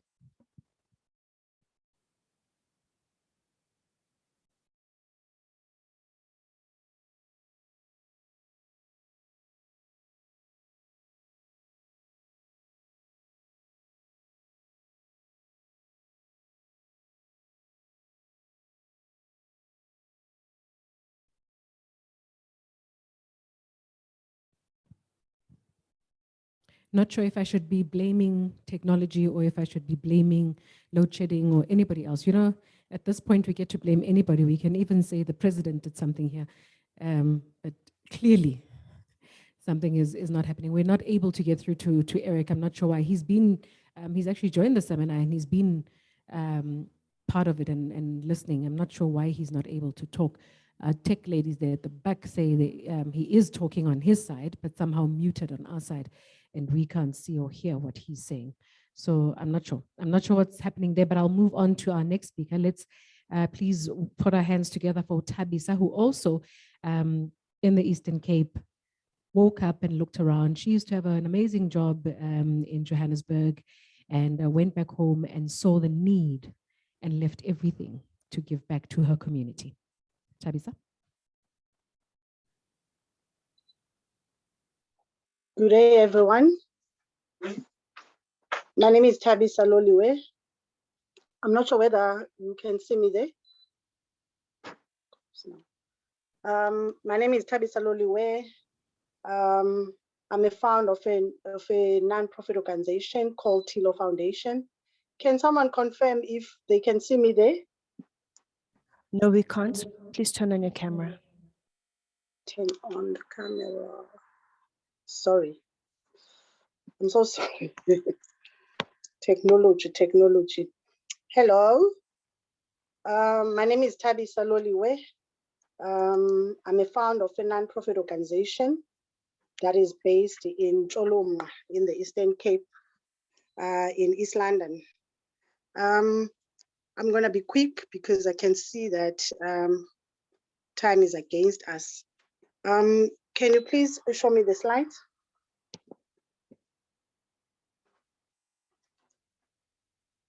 Okay. Tilo Foundation is quite personal. It is an organization that was formed because of my own personal experience. As you can see, Tilo, it stands for Thabisa, my name and my surname. As you can see there, that's the address. It was registered in 2016. As Mapaseka has mentioned, I resigned. I was not fulfilled at work. I could not, there was nothing, money was not exciting me. And I asked myself, what else can I do if I'm not excited by the money that I was receiving after working? I was not happy at all, so I resigned. I came back home to the Eastern Cape, and then I started Tilo Foundation in 2016. I was born and bred in Tanzania. I'm a township girl. But when I started with my work, I decided to start it in the rural areas of the Eastern Cape. They say charity begins at home. So I had to go to the rural areas of the Eastern Cape. That's where my grandfathers used to live. Can I get okay, thank you. When I was growing up, I struggled so much during my school days. I was raised by a single mother, an uneducated mother that was raised by grandfathers that did not believe in taking a girl child to school. So I would say I come from a poor background, but one would say, Thabisa, you had a lot of cows at home. How come you would come and tell everyone that you were poor? I was poor because we lived in the townships and our grandfather did not believe in taking a girl child to school. So when I was growing up, I used to be a laughing stock of my peers because I would sometimes go to school barefoot or wearing torn hand-me-down shoes. But I was blessed. I am actually still blessed to have been born with and raised to have a resilient personality, because it played a huge role when I was growing up. So I could not allow anything to stop me from going to school. In fact, I was too forward. I would want to be involved in anything that they were doing at school. Extramural activities, I would involve myself. So I was involved in SRC and all those things. I just wanted to be with people. I just wanted to be involved. So that really helped me a lot when I was growing up. Our objectives as at Tilo Foundation is to bring about education equity to rural child. It also bridged the gap between the family and the school in order to build a sound educational environment for young children. To strengthen relationships between children and parents. As you can see, we all know about the story that happened here in the Eastern Cape at Scenery Park. There's a communication breakdown between parents and their children. So this, we as an organization, then we get to strengthen that relationship between children and parents, and to reduce the number of unmotivated youth, and to reduce embarrassment, to empower youth in order to be able to feed themselves, because these days it's not easy to do anything, to get work, and to do anything. You need to be able to feed yourself. At least you need education, to encourage youth to give back to their communities when they are successful, and to reduce the number of illiterates in the rural areas. Our programs, we started with a back to school campaign between January and March, where we'll buy school uniform for children between January and March. But we then realized that this is an ongoing thing that starts from January up to November. Children need school uniform right around, not only be like during those 3 months. We also do oral reading lessons. We do academic awards. We then saw a need, and then we did food parcel distribution, and also coaching young girls and boys, and doing anti-drug campaign. And I get the next slide. During our back to school campaign, whether it's back to school campaign or keep a child in school campaign, we are trying to reduce the embarrassment and dread. We all know what happens in schools. There's so much bullying. We have children that would drop out because someone at school laughed at them, and they feel that they don't look the same as others. So it also, we saw a gap, and we thought the least that you can do as an organization is to make sure that the child feels like and look the same as others, and to reduce the burden, to increase the number of learners in schools, so that on rainy days we don't have a situation where teachers will be told that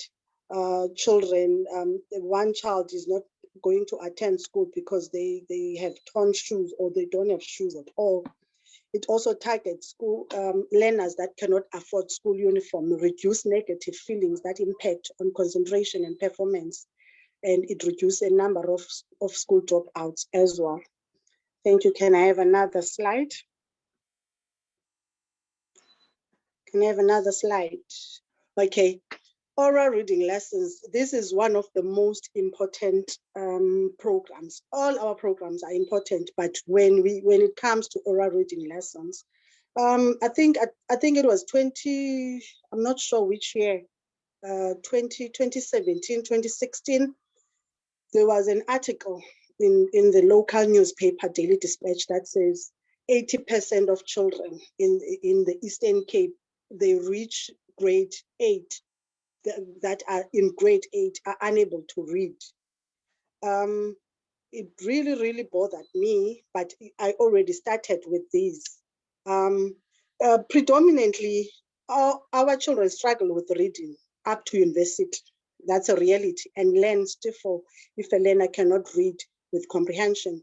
It became imperative to start lessons on oral reading and storytelling for foundation phase.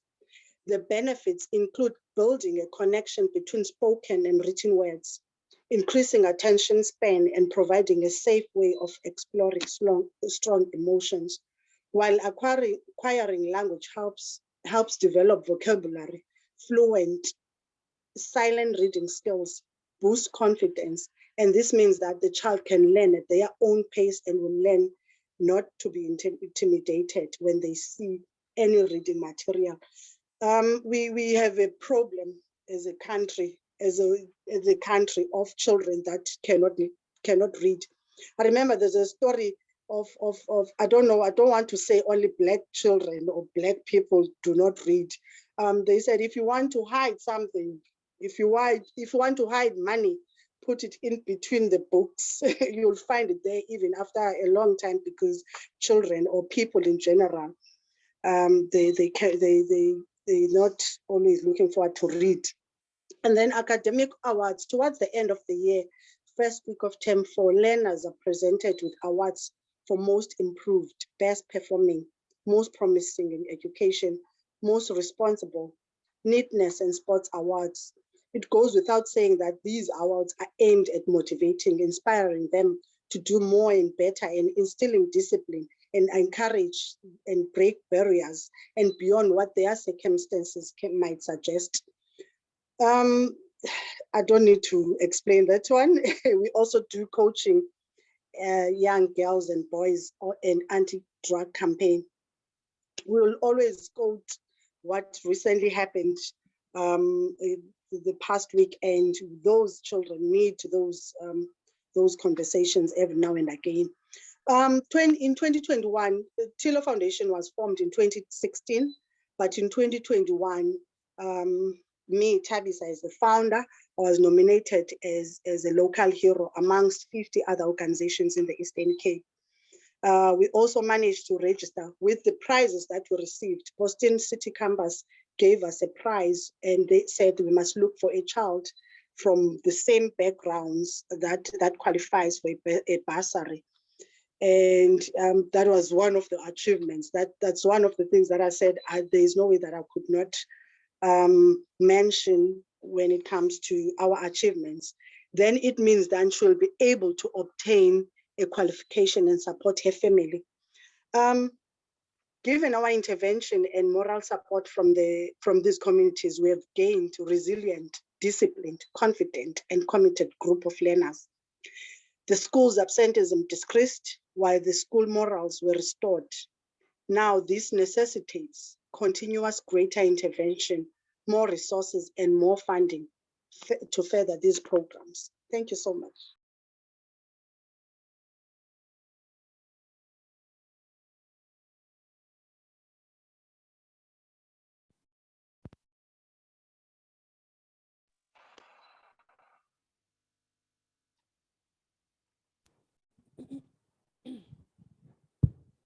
Thank you very much to Tabisa, presenting to us the work that she does in the Eastern Cape province of South Africa. All right, time for us now to introduce, and we've had to run through the program, like I did say earlier. For some reason, Eric, who is in Sierra Leone, got cut as he was just about to join. In fact, he's been on the call, but he got cut as he was just about to do his presentation. I'd like to call upon a Deputy Director at KEPSI, Professor Jacob Mati, to tell us more about, just shortly, about the academic courses. Ideally.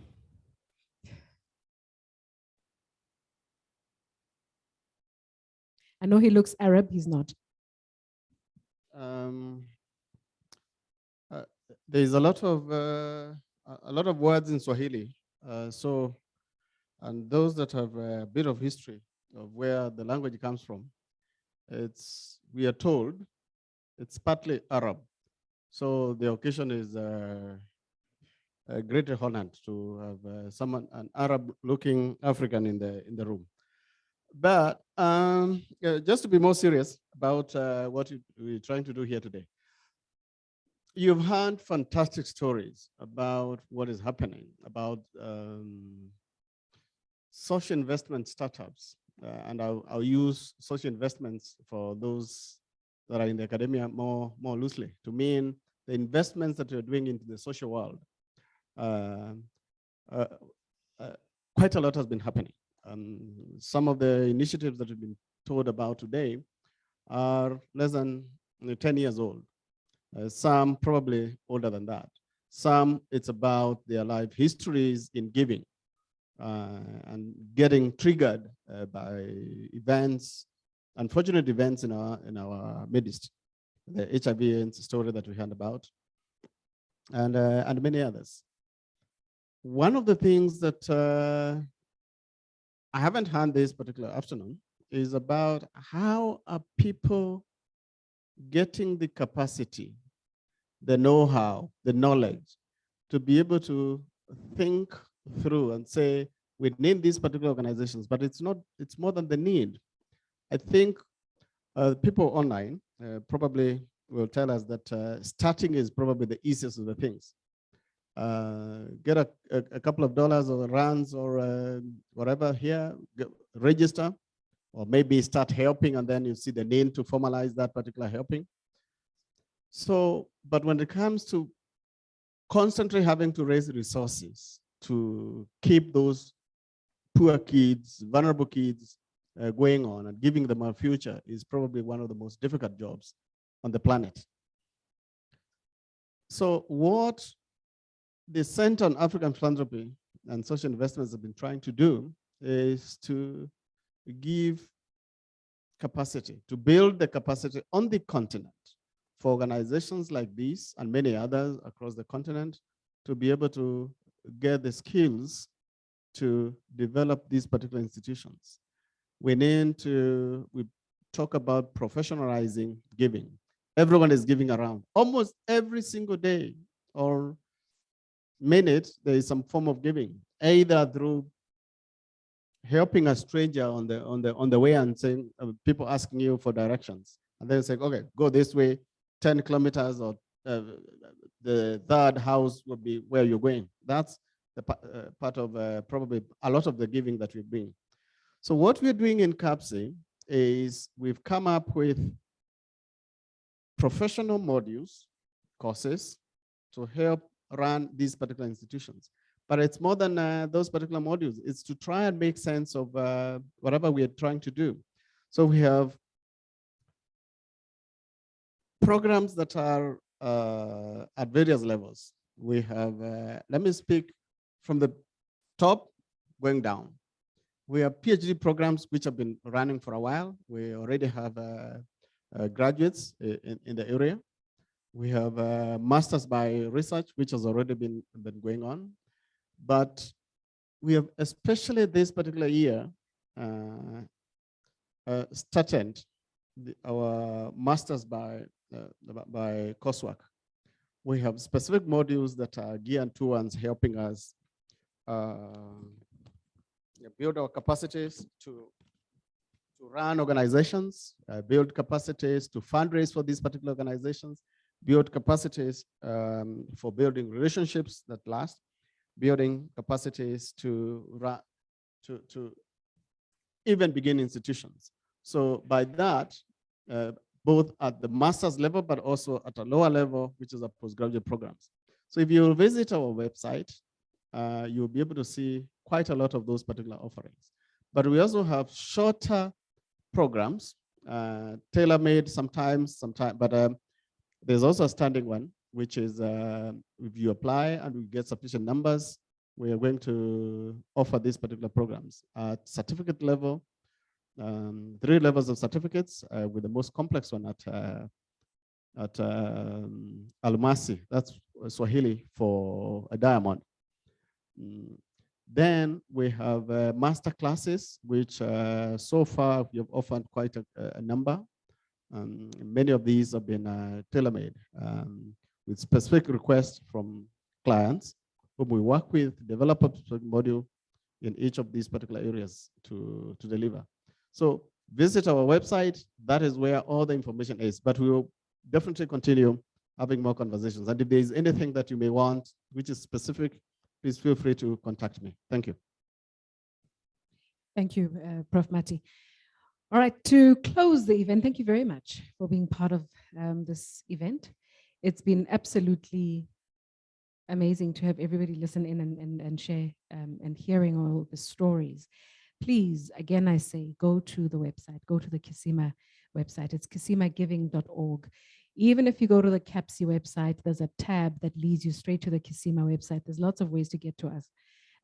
Again, share your stories. The most important part here is that we need to make sure that we are sharing our stories. You know what they say about the lion that doesn't share, that doesn't tell its story, right? The hunter gets to share their story. So we want to make sure that our stories are told by us and in the way that we want them told. Thank you very much for joining us. It is a goodbye from me, but I'm going to call on stage our acting programs manager for at KEPSI, Tandima Kubele, to come and just give us the closing remarks. Bye.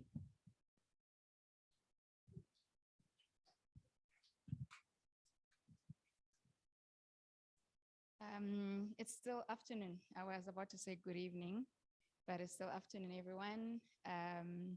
I think I can just start by thanking everyone who made it in person and online. I know some of our supporters and networks will get this via live streaming, so we appreciate the support.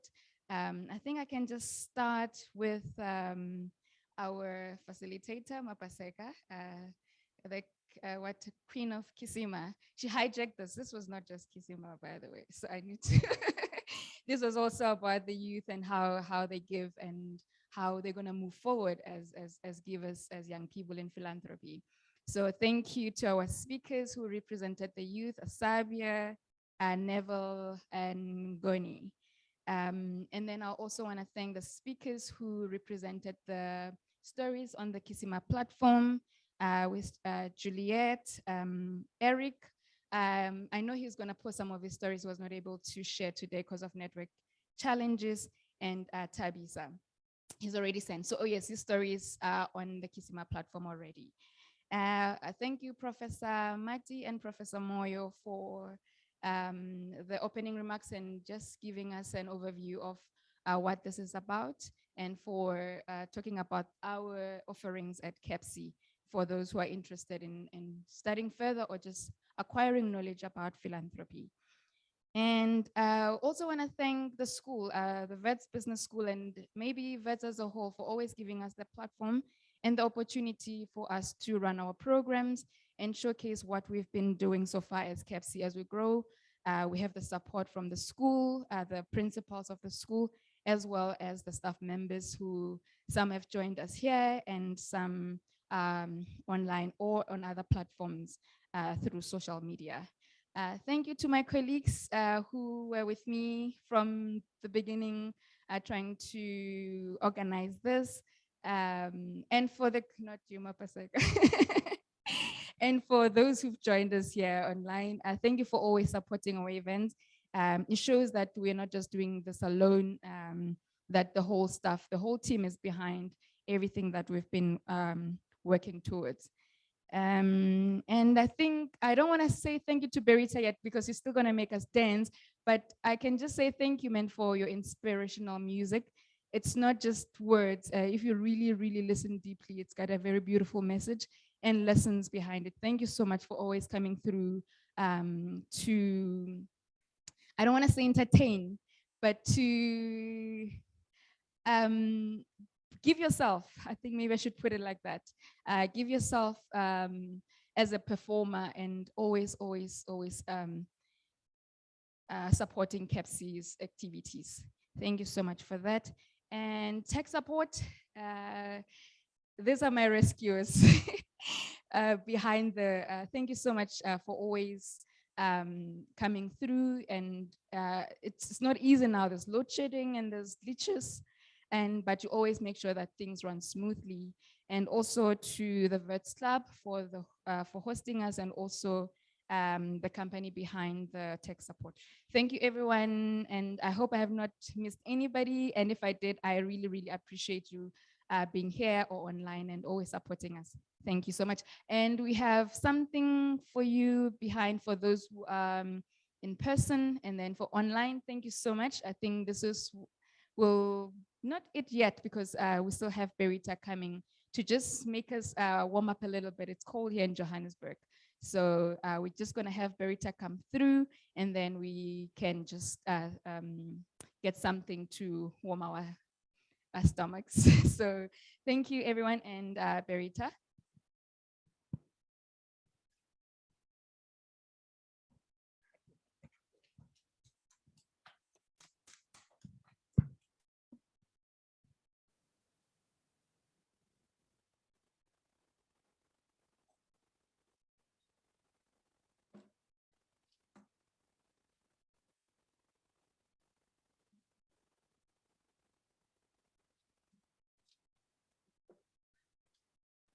Thank you. Thank you, Thandi, for introducing me.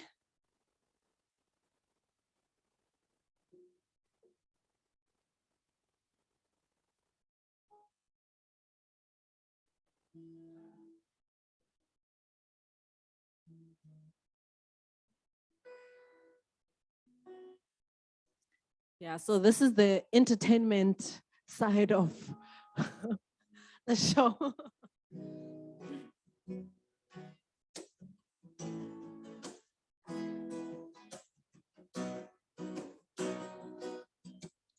Baby, ngicela kiss izandla ngiphuze, ngicela kiss izanono.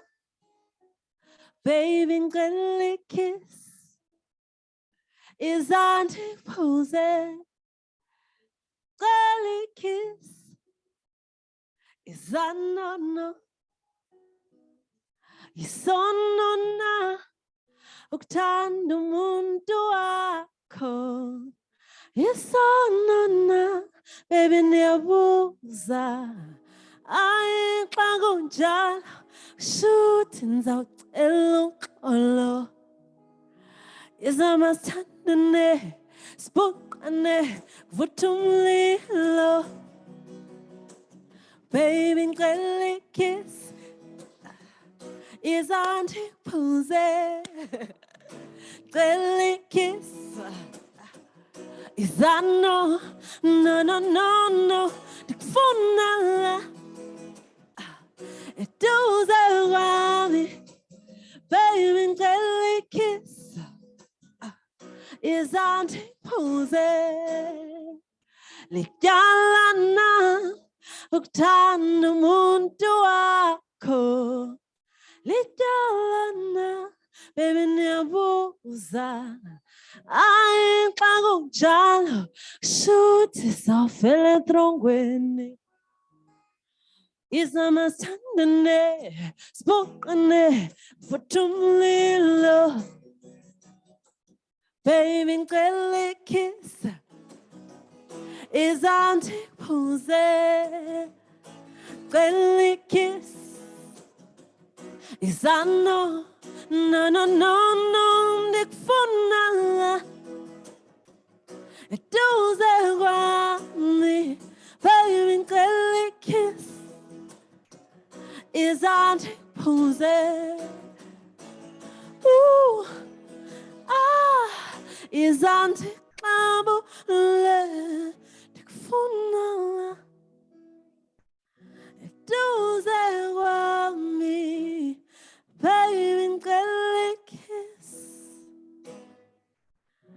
izandla ngiphuze.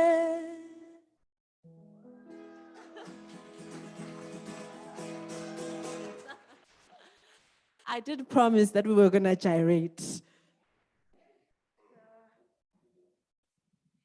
For this next song, which is our final song of the day, it's a song called Jigizinto, which means turn around.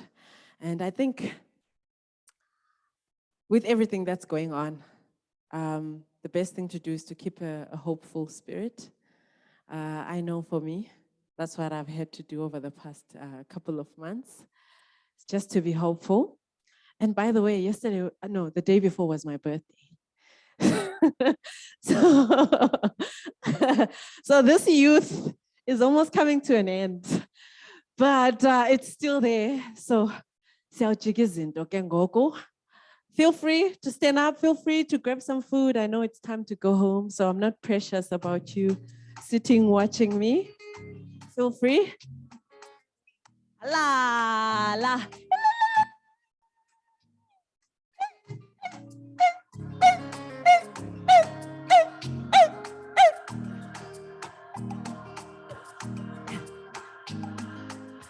Idlulile iminyaka ndikhangela wena, sidlulile izinsuku ndikhumbula wena, adlulile amalanga funana nawe ngalokho wena uhamba wangabuyi ngalokho wena zawujika izinto sithi zawujika izinto namhlanje zawujika izinto zawujika siwile sithandwa sami yelele hey hey zawujika izinto my sugar sugar I sweet love zawujika izinto siwile salama benizibuza imibuzo udlani kwaye uphi ulala buqokane benizibuza imibuzo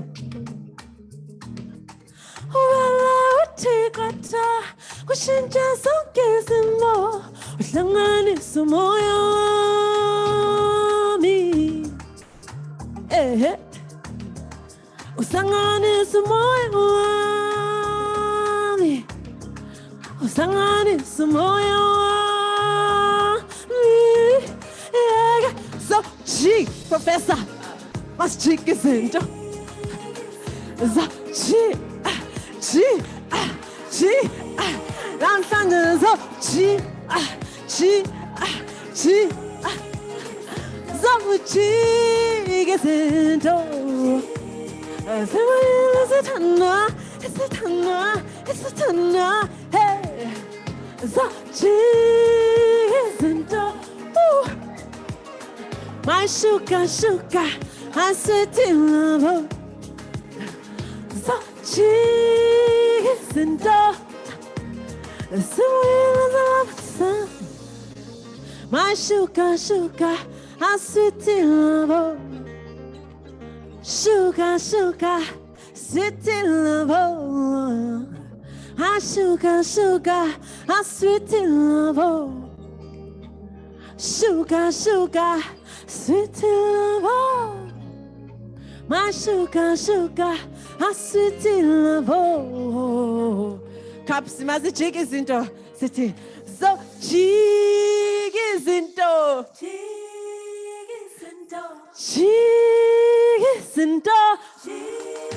namhlanje so jika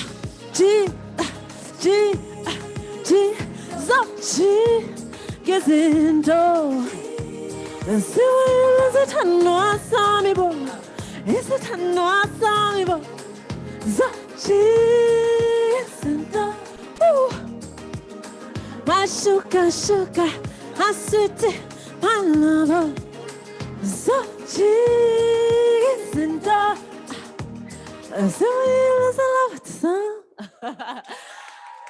Thank you so much, Kapsi. Thank you. Really, really appreciate. I feel like this is home. Kusekhaya ndiyabulela kakhulu.